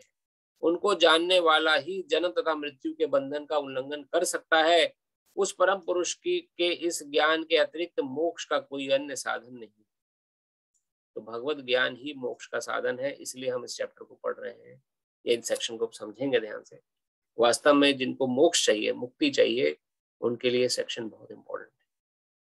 उन परम पुरुष से बढ़कर कोई सत्य नहीं, क्योंकि वे सर्वश्रेष्ठम है। वे सूक्ष्म से भी सूक्ष्मतर हैं और महान से भी महानतर हैं। वे मूक वृक्ष के समान स्थित हैं और दिव्य आकाश को प्रकाशित करते हैं। जिस प्रकार वृक्ष अपनी जड़ें फैलाता है, ये भी अपनी विस्तृत शक्तियों का प्रसार करते हैं। इस श्लोक से निष्कर्ष निकलता है कि परम सत्य ही श्री भगवान है, जो अपनी विविध परा अपरा शक्तियों के द्वारा सर्वव्यापी है। तो भगवान अपनी परा और अपरा शक्ति के कारण ही सर्वव्यापी हैं और वही कृष्ण के कारण यह परा और अपरा शक्तियां हैं जिनके कारण संसार का सारा कार्य हो रहा है। इसलिए भगवान कृष्ण, देखिए ये सब बातें कौन अर्जुन को बोल रहा है? इस समय युद्ध स्तर पर बैठे हैं, वहां पर युद्ध भूमि में अर्जुन और कृष्ण, और कृष्ण भगवान अर्जुन को ज्ञान दे रहे हैं और भगवान कृष्ण डंके की चोट पे बोल रहे हैं, हे धनंजय, मुझसे श्रेष्ठ कोई सत्य नहीं है। किसी भी शास्त्र में किसी देवी देवता ने बात नहीं बोली है, और इस बात को बोले भी 5,000 साल हो गए। 5000 साल से पहले हो गए लिखित रूप में। इससे पहले ये भगवत गीता का ज्ञान सूर्यदेव को मिला था। विवस्वान देव हमने चौथे चैप्टर में पढ़ा था, सूर्यदेव को भगवान ने यही ज्ञान दिया। यानी ये जो भगवत गीता ज्ञान आप और हम पढ़ रहे हैं इस समय, ये आजकल का लिखा हुआ ज्ञान नहीं है, ये बहुत पुराना प्राचीन ज्ञान है। भगवान कृष्ण चौथे अध्याय के पहले श्लोक में दूसरे वर्णन करते हैं अर्जुन को कि हे अर्जुन, ये ज्ञान सर्वप्रथम जो मैं तुम्हें अभी दे रहा हूँ, ये मैं सूर्यदेव विवस्वान को दे चुका हूँ, और विवस्वान ने मनु को दिया, मनु ने इक्ष्वाकु, ऐसे जो जीवन जहां से शुरू हुआ वहां तक से मैंने ज्ञान प्रदान किया है। तो ये ज्ञान आजकल का ज्ञान नहीं है, और इस ज्ञान के बल पर पता लगता है कि कृष्ण ही सर्वोपरि है। मुझसे श्रेष्ठ कोई सत्य नहीं। जिस प्रकार मोती धागे में गुथे रहते हैं, उसी प्रकार सब कुछ मुझ में ही आश्रित है। तो जो भी कुछ हम कार्य कर रहे हैं या कर पा रहे हैं या सोच पा रहे हैं, इसका वास्तविक कारण कृष्ण ही है। अब कोई बोले जी जो चोर चोरी करता है या कोई डाका डालता है या किसी का कत्ल करता है, खून करता है, तो क्या वो भी भगवान कृष्ण है? जब हर कुछ हम भगवान कृष्ण के ही करा रहे हैं, तो वो भी काम वही करा रहे हैं। वहां पर शास्त्र वर्णन करता है कि जो चोर चोरी कर रहा है या कोई डाका डाल रहा है, किसी का कत्ल कर रहा है, खून कर रहा है या कुछ और गलत काम कर रहा है, वास्तव में वो जीव की जो लिटिल माइन्यूट इंडिपेंडेंस है। क्योंकि हम पराशक्तियां हैं, भगवान की पराशक्ति है। परा अर्थात भगवान की शक्ति है जिसके अंदर थोड़ी सी इंडिपेंडेंस मिली हुई है, उसे थोड़ी स्वतंत्रता उसे प्राप्त है। वो स्वतंत्रता है टेक द राइट चॉइस। हमारे अंदर ये स्वतंत्रता नहीं है कि हम कहाँ जन्म लेंगे, ना हमारे अंदर ये स्वतंत्रता है कि हम कब मरेंगे। तो बर्थ और डेथ दोनों पे हमारा कंट्रोल नहीं है, लेटर बी लेटर डी। लेकिन बीच में जो लेटर सी आता है, बी और डी के बीच में चॉइस, वो चॉइस क्या लेनी है हमें इस जीवन में आके, उस पे हमारा कंट्रोल है। तो वो चॉइस जो है, या तो मैं भगवत भक्त बन जाऊं, भगवत गीता के अनुसार जीवन जीऊं, जैसा भगवान ने हम बता रहे हैं वैसा करूं, वो चॉइस मुझे लेनी है, या मैं अपने मन मुताबिक जीवन जीऊं, जैसा मेरा मन में आए वैसा जीवन जीऊं, मुझे किसी की कोई परवाह नहीं। कोई आपको रोकने टोकने वाला नहीं है संसार में। क्यों नहीं रोकने टोकने वाला है? क्योंकि भगवान कैसे हैं? भगवान उन परम पुरुष बढ़कर कोई सत्य नहीं, वे सूक्ष्म से महान मानते हैं, वे मूक वृक्ष के समान स्थित है। कोई आपको रोकेगा टोकेगा नहीं आप क्या चॉइस दे रहे हैं, क्योंकि कृष्ण सिर्फ दृष्टा है, देख रहे हैं कि हम क्या कर रहे हैं। एक वृक्ष के समान, जैसे वृक्ष एक जड़ बाहर खड़ा हुआ है, वृक्ष वो आपके जीवन में आप हस्तक्षेप नहीं करता है। जब आप कहीं घूमने जाते हैं, पूछता नहीं कि आप कहाँ घूमने जा रहे हैं, अपनी जगह पे जड़ खड़ा है वृक्ष, सिर्फ मूक दृष्टा बन के। तो चॉइस आप क्या लेंगे अपने जीवन में, कोई आपको रोकने टोकने वाला नहीं है। चाहे आप 100 साल जिए, चाहे 20 साल, चाहे आप 40 साल जिए, कितने साल भी आप जीवन क्यों ना हो, उस चॉइस का लेकिन नोट हो रहा है। भगवान दृष्टा बन के नोट कर रहे हैं कि वास्तव में क्या चॉइस ली जीवन में, उस हिसाब से हमारे कर्म बन रहे हैं। तो इसलिए इस बात को हमें समझना है कि हर कुछ भगवान पे ही गुथा हुआ है, उन्हीं के हिसाब से चल रहा है।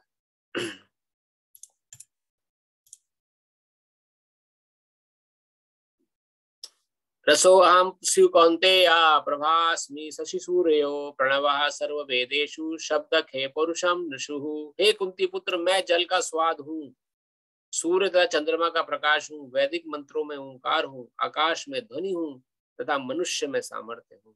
तो कृष्ण स्वयं अपना वर्णन कर रहे हैं। अब कई बार भक्त लोग कहते हैं कृष्ण तो बड़ा मैं वो अपना ही गुणगान कर रहे हैं, अपना ही यशोगान कर रहे हैं। ये तो अजीब सी बात है। जैसे कोई व्यक्ति हमारे अपनी भौतिक इच्छा कोई अपना ही तारीफ करे, अरे मैं ये हूँ, मैं वो हूँ, मैं ये कर सकता हूँ, मैं वो कर सकता हूँ, ऐसी भावना आ जाती है कई बार मन में लोगों के, जो भक्त लोग हैं। लेकिन अगर आप किसी कंपनी में जाएं, तो बहुत बड़ी कंपनी है, आपको जैसे फॉर एग्जांपल चार्टर कंपनी में चले जाते हैं, आपको बिल पसंद नहीं आ रहा है जो चार्टर की सर्विसेज आप ले रहे हैं, स्पेक्ट्रम का आपने जो टेलीफोन लिया या मोबाइल लिया या आपने इंटरनेट लिया, आपका बिल उन्होंने लंबा चौड़ा बना के भेज दिया। आप बड़े गुस्से में एकदम गए स्पेक्ट्रम स्टोर पर, और वहां जाके आप जो वहां रिप्रेजेंटेटिव बैठा हुआ है उसे बोलते हैं कौन है यहाँ का बॉस, बताओ। तो स्पेक्ट्रम स्टोर का जो रिप्रेजेंटेटिव बेचारा बैठा है वो क्या बोलेगा कि मैं तो कर्मचारी हूँ यहाँ पर, मैं थोड़ी बॉस हूँ। तो जिसके अंदर अधिकार ही नहीं है बोलने का, वो अपने को कभी बॉस नहीं बोलेगा। मैं तो जी कर्मचारी हूँ, मैं क्या कर सकता हूँ, जो आपने यूज करा सर्विसेज उसका बिल हमने बना के दे दिया। नहीं, मुझे अपने बॉस से बात कराओ। तो 10-15 लोगों का नाम गिना दिया। अच्छा कौन बॉस है दिखाओ। एक और व्यक्ति आया, तुम बॉस हो? नहीं मैं बॉस नहीं। तुम बॉस हो? नहीं मैं बॉस नहीं। एक कमरा दिखा दी कि वो कमरा है, वहां पर हमारे सीईओ साहब बैठते हैं, वहां जाके स्टोर में। तो वहां जाके हम एज ए कस्टमर वहां जाके चिल्लाते हैं उस कमरे में जाके, क्या आप बॉस हैं? तो उस कमरे के अंदर जो व्यक्ति बैठा है बोलता है हाँ मैं बॉस हूँ, बताओ क्या बोलूं, मेरा अधिकार चल रहा है सब कुछ यहाँ पे स्टोर में, बोलिए क्या शंका है आप। तो उस समय क्या हम ये समझे कि वो जो व्यक्ति वहां कमरे के अंदर बैठा है बोलता है मैं बॉस हूँ, क्या वो घमंड कर रहा है, या क्या वो इगोइस्टिक होके बोल रहा है कि मैं बॉस हूँ? Because he is boss, that's why he is claiming himself boss. किसी और स्टोर के कर्मचारी के अंदर इतनी काबिलियत नहीं कि अपने को बॉस बोल दे या अपने को सर्वोपरि बोल दे। जिस व्यक्ति के अंदर वो काबिलियत है जो बोल सकता है कि मैं बॉस हूं, वही डंके की चोट पे बोलता है कि मैं ही हूं, मैं ही बॉस हूं। उसी प्रकार भगवान कृष्ण यहाँ डंके की चोट पे क्यों बोल पा रहे हैं? क्योंकि वही है, उनसे परे कुछ है ही नहीं। इसलिए ऐसा नहीं समझना चाहिए कि यहाँ भगवान अपने को ऊंचा दिखा रहे हैं या घमंड कर रहे हैं। कोई और है ही नहीं जो ये सब बोल सके। वो हमें एक इंफॉर्मेशन दे रहे हैं। क्या हमें अगर जानना है कि जल में स्वाद क्यों है, क्यों जल इतना अच्छा लग, क्यों जल हमारी प्यास बुझाता है, क्यों भूख हमारी तृप्ति करती है, जब खाना खाते हैं तृप्ति हो जाते हैं हम, कैसे सूर्य और चंद्रमा चमक रहे हैं, कौन उनको शक्ति प्रदान कर रहा है, ये हम पूछने निकल जाए अब सबसे, कोई नहीं बता पाएगा। अब लेकिन यहाँ कृष्ण बोल रहे हैं मैं ही हूँ जिसके कारण ये सब हो रहा है। तो उसमें हमें ये नहीं समझना चाहिए कि कृष्ण घमंड कर रहे हैं। कृष्ण वास्तव में बॉस है, कृष्ण वास्तव में सब कारणों के कारण है, इसलिए वो बोल पा रहे हैं ऐसा। इसलिए आज तक एक भी श्लोक भगवत गीता का त्रुटिपूर्ण नहीं सिद्ध किया गया। बड़े बड़े मनीषी, वो बड़ी बड़ी सिद्ध आत्माएं आके जा चुकी हैं, उन्होंने भगवत गीता को एज इट इज अपनाया। इसलिए भगवत गीता का नाम है जैसा आप ज्ञान लें वैसा उसको एज इट इज समझ, उसमें कोई त्रुटि भेद ना रखें। क्योंकि त्रुटि भेद रख के आप खोजने निकलेंगे तो अल्टीमेटली रिजल्ट भी यही निकलेगा, टाइम वेस्ट हो जाएगा। अब भगवान ने वर्णन क्या कर रहे हैं, एक मैं जल का स्वाद हूँ, सूर्य चंद्रमा का प्रकाश हूँ, वैदिक मंत्रों में ओंकार हूँ, आकाश में ध्वनि हूँ, तब मनुष्य में सामर्थ्य हूँ। जो हमारे अंदर सामर्थ्य है, जो शक्ति हमारे अंदर हम महसूस करते हैं मनुष्य बन के, उस सामर्थ्य का कारण ही कृष्ण है। जिस शक्ति के कारण मैं कुछ भी काम कर पा रहा हूँ उसका कारण ही कृष्ण है। हमें इसका हमेशा ज्ञान होना चाहिए। तात्पर्य श्रील प्रभुपाद वर्णन करते हैं, यह श्लोक बताता है कि भगवान किस प्रकार अपनी विविध परा तथा अपरा शक्तियों द्वारा सर्वव्यापी है। परमेश्वर की प्रारंभिक अनुभूति उनकी विभिन्न शक्तियों द्वारा हो सकती है और इस प्रकार उनका निराकार रूप भी में अनुभव होता है। जिस प्रकार सूर्य देवता एक पुरुष है और सर्वव्यापी शक्ति सूर्य प्रकाश द्वारा अनुभव किया जाता है, उसी प्रकार भगवान अपने धाम में रहते हुए भी अपनी सर्वव्यापी शक्तियों द्वारा अनुभव किए जाते हैं। जल का स्वाद जल का मूलभूत गुण है। कोई भी व्यक्ति समुद्र का जल नहीं पीना चाहता क्योंकि उसमें शुद्ध जल के स्वाद के साथ नमक मिला रहता है। जल के प्रति आकर्षण का कारण स्वाद की शुद्धि है और यह शुद्ध स्वाद भगवान की शक्तियों में से एक है। निर्विशेष व्याधि यानी निराकार व्याधि व्यक्ति जो है, जल में भगवान की उपस्थिति जल के स्वाद के कारण अनुभव करता है और सगुणवादी भगवान का गुणगान करता है क्योंकि वे प्यास बुझाने के लिए सुस्वादु जल प्रदान करते हैं। परमेश्वर को अनुभव करने की यही विधि है। अब कैसे कोई समझे कि कोई बोले जी आपसे पहले भगवान दिखाओ जी तब मानेंगे कि भगवान है। ये भगवान को जानने का प्रोसेस नहीं है। तो यहाँ भगवान को जानने का प्रोसेस बता रहा है। कोई व्यक्ति बोले क्या भगवान दिखाओ पहले, अच्छा भगवान तो हमने दिखा, क्या आपने कभी जल पिए, जल का स्वाद अनुभव किया है? वो स्वाद कृष्ण है, वो स्वाद जो है वो कृष्ण है। वैसे अनुभव करें जीवन में। ये यहाँ पे श्लोक से हमें सीखने को मिल रहा है। आपके अंदर आपने कभी सामर्थ्य का अनुभव किया है कि आपने कभी ये अनुभव किया है कि मेरे अंदर की शक्ति, मैं काम कर सकता हूँ, it is possible for me, nothing is impossible for me. हम बड़े बड़े श्लोक पढ़ते हैं, there is no impossible word in my dictionary. कई लोग क्लेम करके बोलते हैं आई कैन डू एनीथिंग। तो वो जो सामर्थ्य आ रहा है दैट इज कृष्ण, तो कृष्ण के कारण आ रहा है। तो जो भक्त है वो इस प्रकार से, यहाँ वर्णन आ रहा है कि जो सगुणवादी भगवान का गुणगान करता है क्योंकि वह प्यास बुझाने के वो भक्त जो भगवान का गुणगान हर क्षेत्र में करेगा। कुछ भी अच्छा काम मुझसे हुआ, कोई भी कार्य मुझसे हो रहा है, हर पल भगवान का गुणगान करना, भगवान आपकी कृपा से मैं कर पाया, आपकी ही कृपा थी जो आज मेरा कुछ भी अगर नाम यशगान कुछ भी है वो संपूर्ण आपकी कृपा है। मैं कुछ भी अपने जीवन में अच्छा कर पाया, अपने बच्चों को सही शिक्षा दे पाया, जो भी सामर्थ्य से मैं अपने जीवन में कर पाया, उस सामर्थ्य का कारण आपको मेरा प्रणाम स्वीकार करें। इस प्रकार से हमें अपने को कृष्ण कॉन्शियस बनाना है। परमेश्वर को अनुभव करने की यही विधि है, यही तरीका है भगवान को अनुभव करने का, भगवत गीता वर्णन कर रही है। व्यवहारता सगुणवाद तथा निर्विशेषवाद में कोई मतभेद नहीं है। जो ईश्वर को जानता है वह यह भी जानता है कि प्रत्येक वस्तु के में एक साथ सगुण बोध और निर्गुण बोध निहित होता है और इसमें कोई विरोध नहीं। अतः भगवान चैतन्य ने अपना शुद्ध सिद्धांत प्रतिपादित किया जो अचिंत्य भेदाभेद तत्व कहलाता है। तो ये हमारी फिलॉसफी है, ब्रह्मादि माधव गौड़ीय संप्रदाय की फिलॉसफी क्या है? अचिंत्य भेद अभेद तत्व। कोई आपसे पूछे जी आप जिस संप्रदाय का ज्ञान ले रहे हैं उस संप्रदाय की फिलॉसफी क्या है? फिलॉसफी किस बेस पर आपका ज्ञान आधारित? तो हमारा जो बेस ज्ञान भगवान चैतन्य महाप्रभु ने दिया वो है अचिंत्य भेद अभेद तत्व। भेद भी है और अभेद भी है। इस प्रकार भेद किसमें? जीव और परमात्मा में भेद भी है और अभेद भी है। भेद है क्वांटिटी के लेवल पर और अभेद क्या है? क्वालिटी के लेवल पर। मेरी जो क्वालिटीज हैं, क्योंकि मैं भगवान की परा प्रकृति हूं, तो मेरे अंदर वो सारे गुण हैं जो कृष्ण के अंदर है। जिस प्रकार सागर की बूंद में सागर जैसे सारे गुण होते हैं, नमकीन होती है सागर की बूंद भी और सागर भी नमक का भरा हुआ है, लेकिन डिफरेंस कहाँ पर है? अभेद कहाँ है? क्वांटिटी में। सागर की बूंद जरा सी है, छोटी सी, और सागर अथाह है। उसी प्रकार मैं लघु हूं, मेरे अंदर शक्ति, मेरे अंदर सामर्थ्य भगवान का है, लेकिन मैं लघु रूप में हूं, भगवान अथाह सागर के समान। इसे कहते हैं अचिंत्य भेद अभेद। तो भगवान में और मुझ में अभेद भी है और भेद भी है। ये हमारी फिलॉसफी है, ब्रह्मादि माधव गौड़ीय संप्रदाय फिलॉसफी के अंतर्गत। ऐसे जो निराकारवादी हैं वो उनकी फिलॉसफी क्या है? अद्वैतवाद। अद्वैत मतलब मुझ में और भगवान में कोई अंतर नहीं, मैं भी भगवान बन जाऊंगा।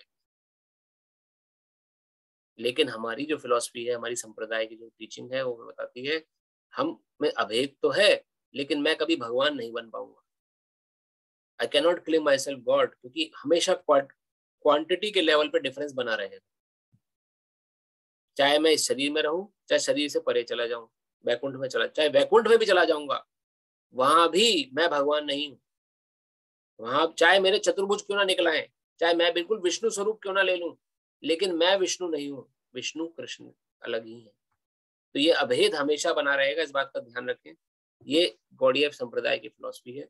लेकिन जो निराकारवाद फिलॉसफी है वो अद्वैतवाद है, अर्थात मैं अभी जीव रूप में हूँ, लेकिन मरणोपरांत मैं भगवान के अंदर समा जाऊंगा और मैं भी एक दिन भगवान बन जाऊंगा। या भगवान जब संसार में जन्म लेते हैं तो वो जीव बन के पैदा होते हैं, या अपनी पोजीशन को डिक्लाइन करके संसार में आते हैं। तब वो जब तक संसार में, तब तक वो भगवान नहीं है। ये उनकी फिलॉसफी है कृष्ण के लिए। कृष्ण जब भगवान, अगर कृष्ण भगवान होते तो वो जीव रूप में नहीं आते, वो जीव संसार रूप में आए। तो उनकी फिलॉसफी ये है कि भगवान नहीं। लेकिन वो इस बात को आंसर देना भूल जाते हैं कि कृष्ण भगवान संसार में आए, मनुष्य रूप में आए, 16 साल से आगे उनकी उम्र क्यों नहीं बढ़ी? अगर वो मनुष्य बन के पैदा होते तो उनको भी जीवन में बुढ़ापा आता, उनको भी बीमारियां लगती। हमने कोई बूढ़े कृष्ण का चित्र ही नहीं देखा आज तक, ना किसी शास्त्र में वर्णन है इसका कि कृष्ण सफेद बाल हो गए हैं कृष्ण के, अब कृष्ण वृद्धावस्था को प्राप्त हो गए। किसी शास्त्र में वर्णन नहीं है। क्या वर्णन है? चिर यौवनम च, ब्रह्म संहिता वर्णन आता है भगवान कृष्ण आदि पुरुष है, गोविंदम आदि पुरुष है, सबसे पुराने सबसे पुरातन पुरुष है कृष्ण, लेकिन उम्र उनकी 16 साल से आगे कोई बड़ी नहीं। तो कैसे भौतिक हो गए वो, कैसे भौतिक प्रकृति के कंट्रोल में आ गए? तो इसलिए अपनी फिलॉसफी का स्ट्रॉन्ग ज्ञान होना बहुत जरूरी है कि भगवान कृष्ण भगवान है और मैं जीव उनका शरीर का अंश हूं, लेकिन मैं भगवान नहीं बन सकता, ना वो ही जीव कभी बन सकते हैं। वो चाहे संसार में आएंगे भी तभी अपनी अपनी अपनी सत्ता को कभी नहीं छोड़ेंगे। वो भगवत तत्व की सत्ता उनकी बनी रहेगी। सूर्य तथा चंद्रमा का प्रकाश भी मूलतः ब्रह्म ज्योति से निकलता है, जो भगवान का निर्विशेष प्रकाश है। प्रणव या ओमकार प्रत्येक वैदिक मंत्र के प्रारंभ में भगवान को संबोधित करने के लिए प्रत्युत ध्वनि, दिव्य ध्वनि है। तो ओमकार स्वरूप जो है, ओम जो हम लिखते हैं, वास्तव में कृष्ण का ही सूचक है। यहाँ वर्णन मिल रहा है, वो कृष्ण का ही रिप्रेजेंट कर रहा है ओम शब्द। चूंकि निर्विशेषवादी परमेश्वर कृष्ण को उनके असंख्य नामों के द्वारा पुकारने से भयभीत रहते हैं, अतः वे ओमकार का उच्चारण करते हैं, किंतु उन्हें इसकी तनिक भी अनुभूति नहीं होती कि ओमकार कृष्ण का शब्द स्वरूप है। कृष्ण भावनामृत का क्षेत्र व्यापक है और जो इस भावनामृत को जानता है वह धन्य है। जो कृष्ण को नहीं जानते वे मोहग्रस्त रहते हैं, अतः कृष्ण का ज्ञान मुक्ति है और उनके प्रति अज्ञान बंधन है। तो इस चीज को समझना बहुत जरूरी है कि कृष्ण भगवान के प्रति जो ज्ञान हमें मिल रहा है, ये बहुत दिव्य ज्ञान है, हमारी मुक्ति पथ को प्रशस्त कर सकता है अगर हमने इसको समझा ध्यान से। और अगर हम निर्विशेषवादियों की तरह ही कंफ्यूज हो गए कि निराकार रूप है भगवान, कुछ स्वरूप नहीं है, कृष्ण भगवान नहीं है या कोई और भगवान है, तो इसकी पुष्टि शास्त्र नहीं कर रहे। शास्त्र क्या कह रहे हैं? एकलो एव कृष्णा, कृष्ण ही सर्वोपरि भगवान है। ब्रह्म संहिता में भगवान ने कहा कृष्ण भगवान है, शिव पुराण में शिव जी वर्णन कर रहे हैं भगवान है, और कृष्ण स्वयं भगवत गीता बोल रहे भैया मैं भगवान हूँ, मैं घमंड में नहीं बोल रहा हूँ, मैं ही बॉस हूँ, कोई और मेरे बॉस है ही नहीं। स्वयं कृष्ण बोल रहे हैं। जिस प्रकार से कंपनी का सीईओ अपने को क्लेम करता है कि I am the CEO, signature करता है आई एम द सीईओ, घमंड नहीं, घमंड में सिग्नेचर नहीं कर रहा है, क्योंकि उसके पास अथॉरिटी है, he can speak, he can claim himself CEO. उसी प्रकार भगवान कृष्ण के अलावा किसी के पास अथॉरिटी नहीं है शास्त्र अनुसार जो अपने को भगवान क्लेम करे। It's only Krishna. तो ये हमें भगवत गीता से सीखने को मिल रहा है और अन्य ग्रंथों से भी सीखने को मिलता है। तो इसलिए इस चीज को हमें एज इट इज अपनाना है। अगर हम एज इट इज अपनाते हैं अच्छा है, समय बचा लेंगे, नहीं तो आप एक्सपेरिमेंट भी करेंगे, पता भी करेंगे, 4 जगह जाके पूछेंगे, कुछ अपनी खगोल विद्या कुछ भी करेंगे, तो भी अंत में निष्कर्ष यही निकलेगा, ईश्वर परमा कृष्ण सच्चिदानंद विग्रह। इन्हीं शब्दों के साथ आज कथा को हम ही विराम देते हैं। कोई आपके मन में प्रश्न हो तो हम प्रश्न ले सकते हैं अभी।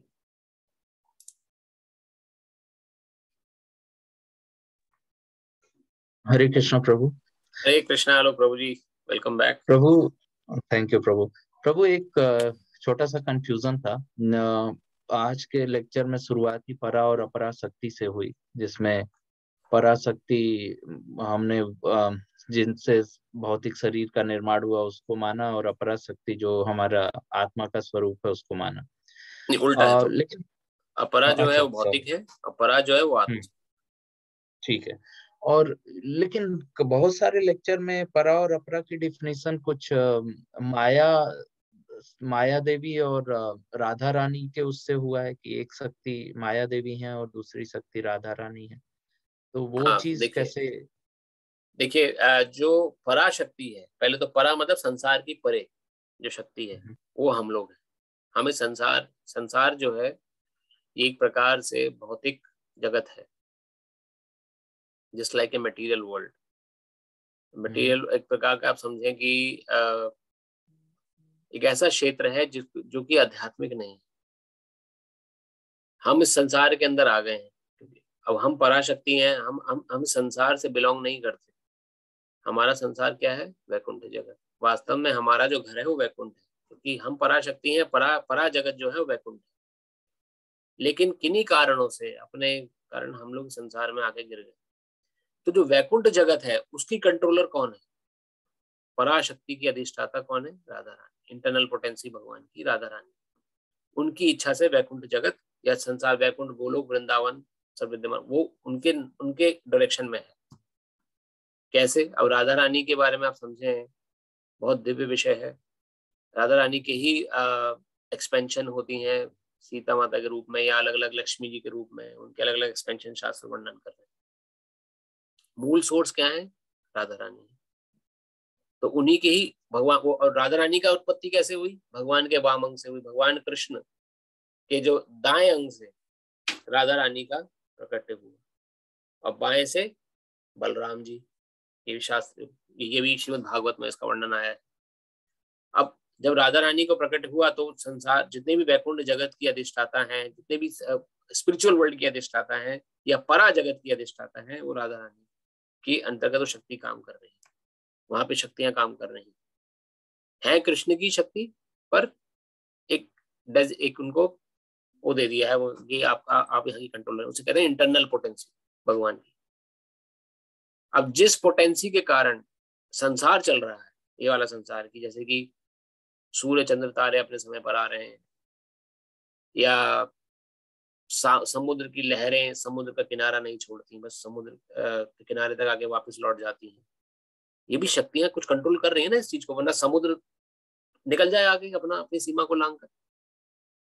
1/4 तो भूमि है संसार में, बस 3/4 तो पानी है। अब पानी अपनी सीमा को क्यों नहीं छोड़ रहा? क्योंकि कोई शक्ति उसे कंट्रोल कर रही है। वो शक्ति जो उसे कंट्रोल कर रही है वो उसको या ऐसी, या फिर कोई भी संसार की गतिविधि ले लीजिए आप, जन्म लेना, शिशु का जन्म लेना, फिर आगे शरीर बढ़ना, वृक्षों का आगे शरीर बढ़ाना, या कुछ भी ऐसा हम कुछ भी सोचते हैं जो संसार में हमारे समझ से परे जो काम हो रहा है या हमारी शक्ति के परे जो काम हो रहा है, वो अपरा शक्ति दुर्गा देवी इसे कहा गया है, दुर्गा उनके कंट्रोल में है। तो ये संसार जो है ये दुर्गा जी के अंतर्गत आता है। ये भी श्रीमद् भागवत वर्णन करता है। ये दुर्ग के समान, किले के समान है ये संसार, एक जेल के समान है, और इस संसार की जेलर जो है, जो कि अधिष्ठाता है, वो दुर्गा, इसलिए उनका नाम दुर्गा पड़ा। ये दुर्ग रूपी संसार की कंट्रोलर दुर्गा, उनके अंतर्गत ये अपरा शक्ति भगवान की एक्सटर्नल पोटेंसी, एक्सटर्नल एनर्जी जो है भगवान की वो दुर्गा जी है, इंटरनल एनर्जी राधा रानी के पराशक्ति। जिनके जब हम इस संसार को छोड़ के परा जगत में जाएंगे या वैकुंठ लोक में जाएंगे तो वहां भी तो सब काम अपने आप हो रहे हैं, वहां भी तो सब काम कुछ न कुछ, वहां भी हम लोग ऐसे ही शरीर मिलेगा।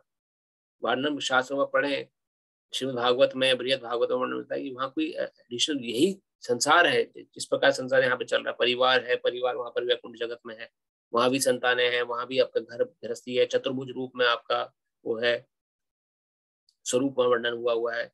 कृष्ण बिल्कुल विष्णु जैसा स्वरूप है आपका वैकुंठ जगत में, लेकिन आप विष्णु नहीं, आपको एक ज्ञान है, वहां पर आपको ज्ञान रहेगा कि मेरा जरूर स्वरूप विष्णु स्वरूप जैसा है, लेकिन विष्णु मैं नहीं हूँ।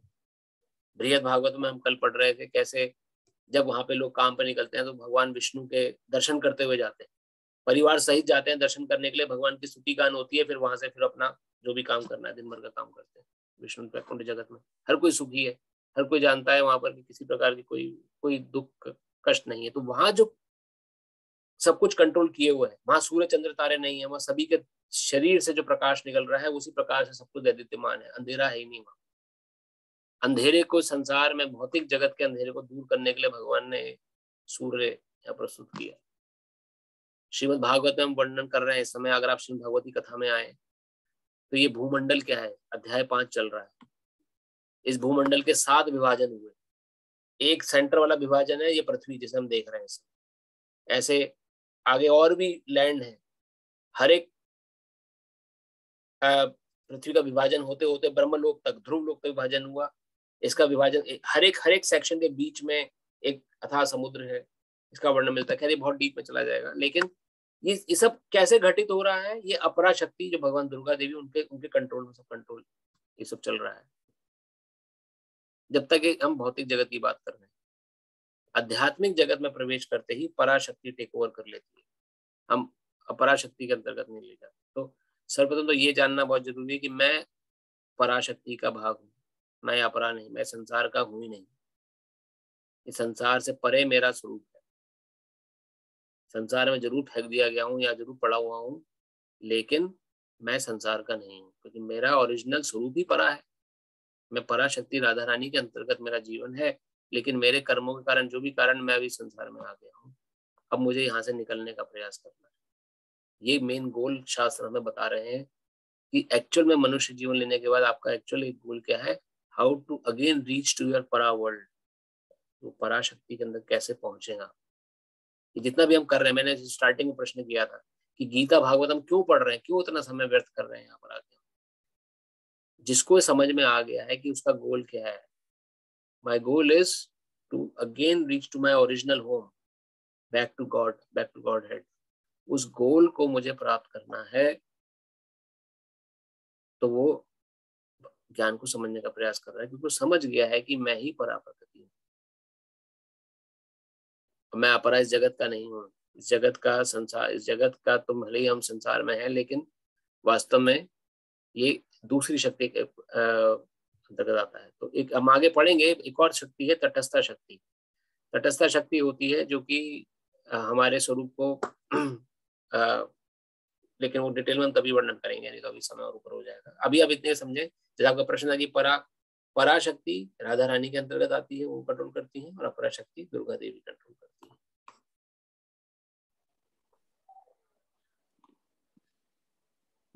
हरे कृष्णा प्रभु जी। हरे कृष्णा प्रभु। मेरा एक बेसिक क्वेश्चन है, लाइक आज अगर समय तो आज डिस्कस कर लें, नहीं तो नेक्स्ट टाइम भी कर सकते हैं। नहीं बताएं प्रभु, प्रश्न क्या है? मतलब ये वैसे बेसिक लेवल का है, लेकिन द्वंद्व उठता है, तो इसलिए मैंने सोचा आपसे पूछा जाए कि जैसे जब हमें ये ज्ञान होने लगता है कि हम आत्मा हैं या इस तरह, तो हम एक्चुअल सेटिस्फाई होने लगते हैं, जो भगवान ने दी है उन चीजों में खुश होने लगते हैं, या जो है तो हम एक वो संतुष्टि आती है तो हम उसमें खुश होते हैं, या है तो उस समय क्या होता है कि हम जो भौतिक जगत की प्रोग्रेस है, लाइक है वो स्लो हो जाती है, और हमारा उन जैसे प्रमोशन या वॉट एवर, उनमें हमारा पीछे भागना बंद हो जाता है, या हम भागते नहीं है, तो हम रुक से जाते हैं, तो वो द्वंद्व आता है। तो कि कई बार हमें क्या उस प्रोग्रेस के लिए भागना चाहिए या नहीं, और उस प्रोग्रेस में अगर हम उलझ जाते हैं तो फिर आदमी, हम वैसे प्रोग्रेस होती है लेकिन हम परेशान होने लग जाते हैं।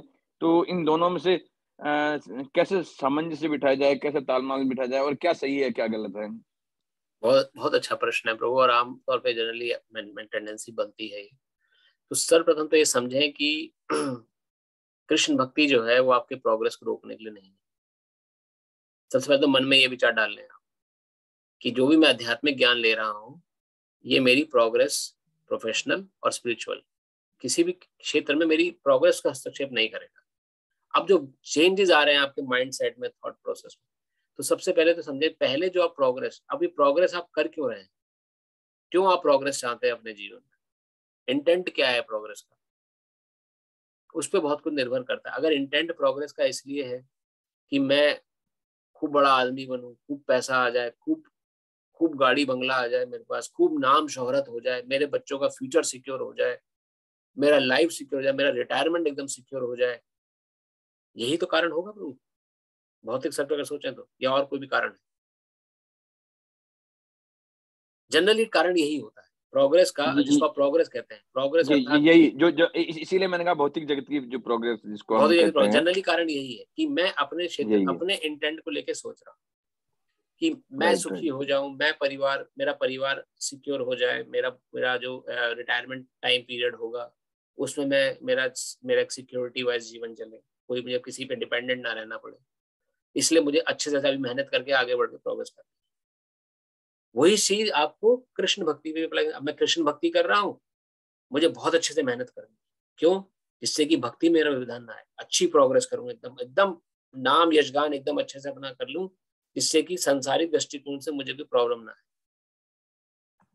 क्यों ऐसा करूं? ताकि मैं कृष्ण भक्ति आराम से कर सकूं, ताकि मुझे टेंशन ना हो कि मैं जब संसार, जब मैं पूर्ण रूपेण, जब मैं रिटायर होऊंगा, जब पूर्ण रूपेण भक्ति क्षेत्र में आगे बढ़ूंगा, तो मेरे बच्चों का अपना सिक्योर जीवन मिले, उसको उनको किसी तरह से कोई परेशानी ना हो। अगर मैंने अभी मेहनत नहीं करी और आगे चल के मैंने पूर्ण रूपेण जब मैं कृष्ण भक्ति बन गया तो उनके पास अगर कोई तरह का सोर्सेज अवेलेबल नहीं हुए तो वो परेशान हो जाएंगे, तब ना मेरा भक्ति में मन लगेगा ना, और मैं कुछ करने की स्थिति में भी नहीं होगा।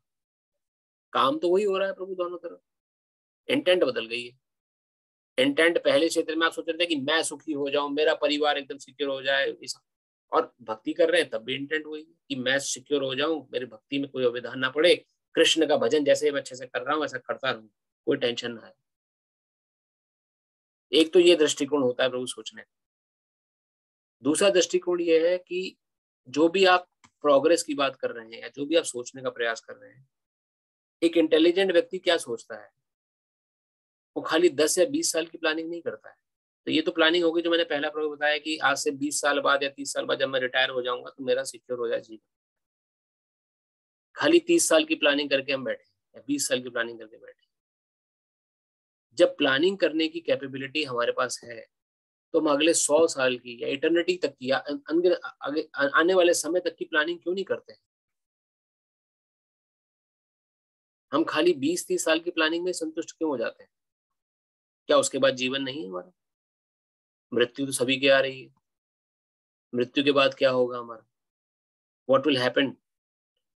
कुछ ना कुछ तो स्टेट रही होगी, कुछ ना कुछ तो अगला क्षण में कर रहा हूँ जिस समय मेरी मृत्यु होगी।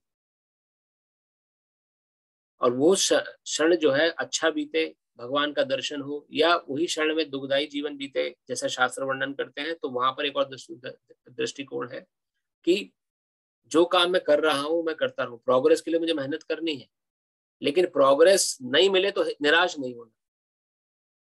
अब आप मेहनत ही तो कर सकते हैं अपनी तरफ से प्रोग्रेस के लिए। आपने खूब मेहनत करी, खूब मेहनत करके आपने एम किया कि मुझे अगले साल सीईओ बनना है या अगले साल मुझे कंपनी, लेकिन आपने मेहनत अपने से पूरी तरह से करी, लेकिन रिजल्ट आपके हाथ में थोड़ी है।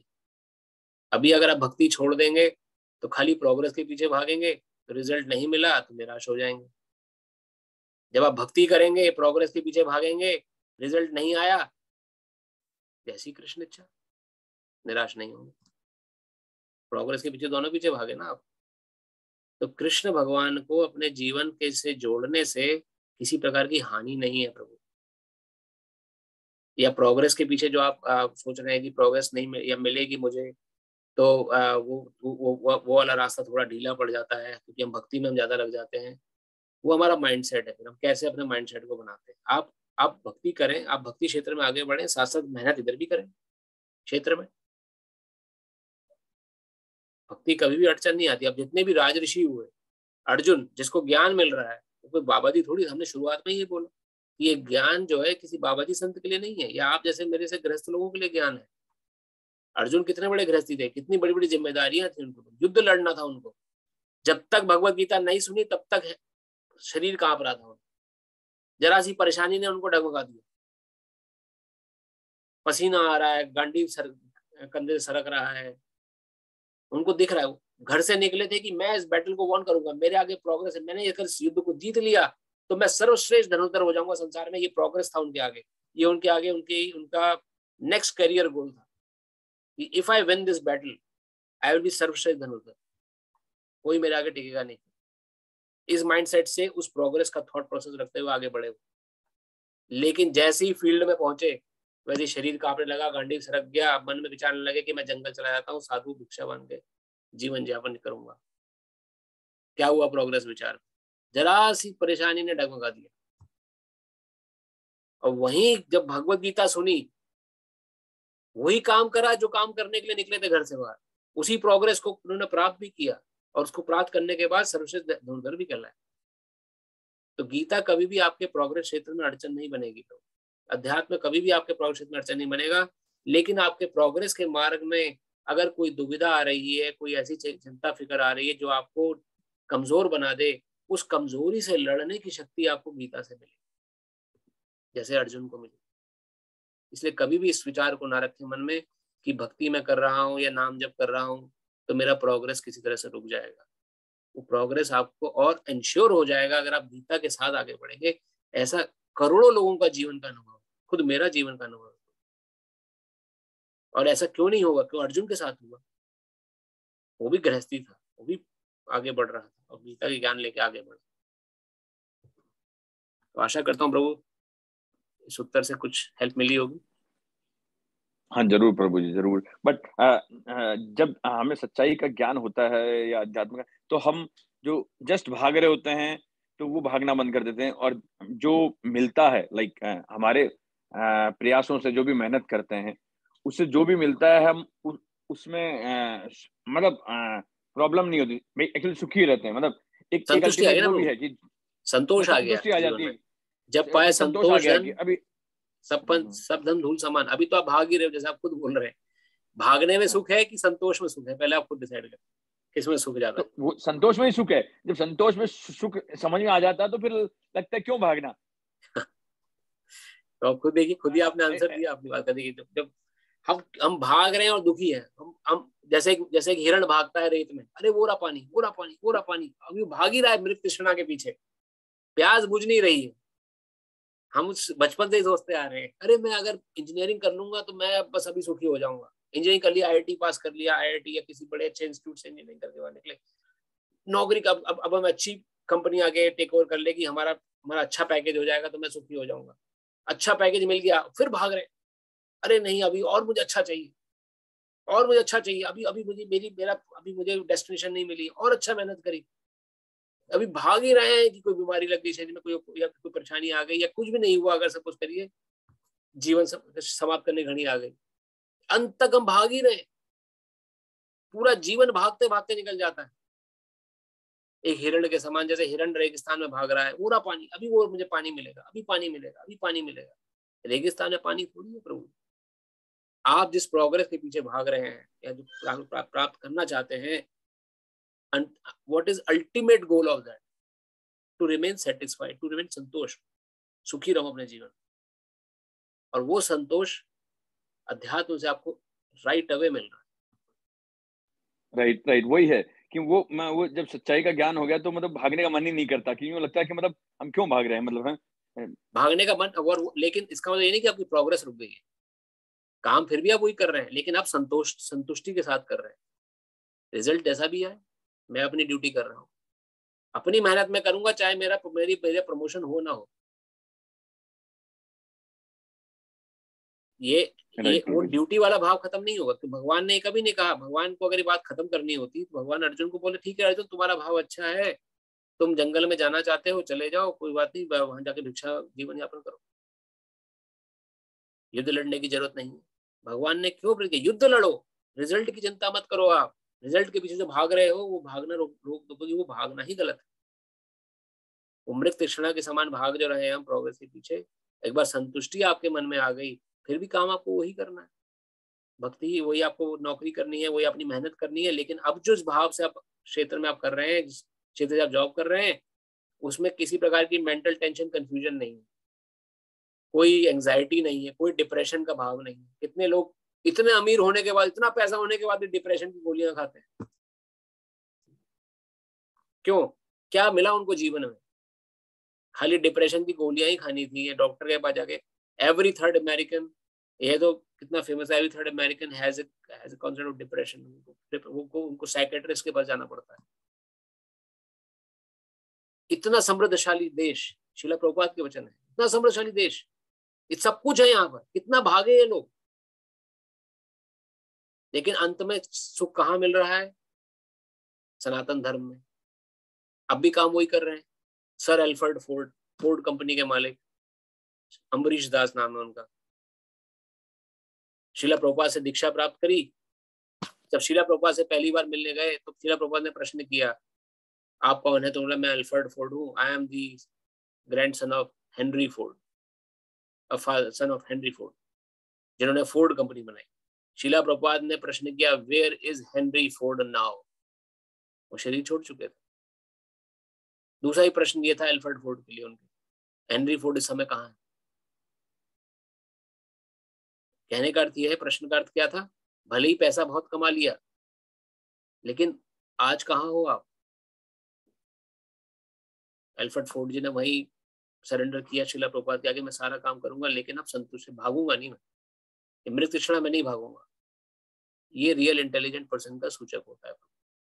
काम सारे करेगा जिम्मेदारी से, पूरा एकदम जिम्मेदारी से अपना पूरा बीड़ा उठाएगा, पूरा परिवार का भी, पूरा समाज का भी, लेकिन दूरदृष्टा से देखेगा कि वही 8 घंटे की जॉब कर रहा है, वही सुबह से शाम जाके जॉब करता है, लेकिन उसका मन में किसी प्रकार की दुविधा नहीं होगी, भले ही उसको सफलता मिले या असफलता मिले। ये संतुष्टि के लिए प्रयास करना है, तब मनुष्य जीवन मनुष्य के समान। वरना तो शास्त्र वर्णन कर ही रहा है ना कि आहार निद्रा भय मैथुन मनुष्य परशुराम एक समाना, एक ही समान है। फिर पशु जीवन है, जिस प्रकार पशु भाग रहा है इसी प्रकार हम भी भाग रहे हैं, और ऐसे ही भागते भागते एक दिन जीवन का अंत हो जाएगा, कुछ हाथ नहीं आने वाला। तो इसलिए काम सारे करने हैं। प्रोग्रेस का किसी प्रकार से भी नहीं देखा गया अध्यात्म में प्रोग्रेस को कोई रुकावट आई है, बल्कि प्रोग्रेस और प्रशस्त हो जाती है अध्यात्म में जुड़ने के बाद, क्योंकि आपका मन जो है अब इधर उधर नहीं भाग रहा, वो एकदम फोकस्ड है, जैसे अर्जुन का फोकस हो गया था, पहले फोकस नहीं था। ओके प्रभु, धन्यवाद धन्यवाद। हरे कृष्णा प्रभु, thank you for that question, बहुत अच्छा क्वेश्चन था। सॉरी यार समय फिर 11 बज गया, लेकिन प्रश्न बहुत अच्छे हैं, इसलिए इन सबका हमें जानना बहुत जरूरी है।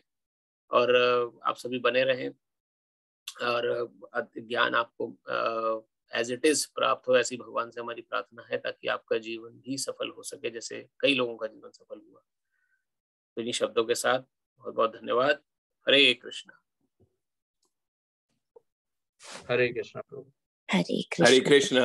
हरे कृष्णा। हरे कृष्णा प्रभु जी। हरे कृष्णा। चला।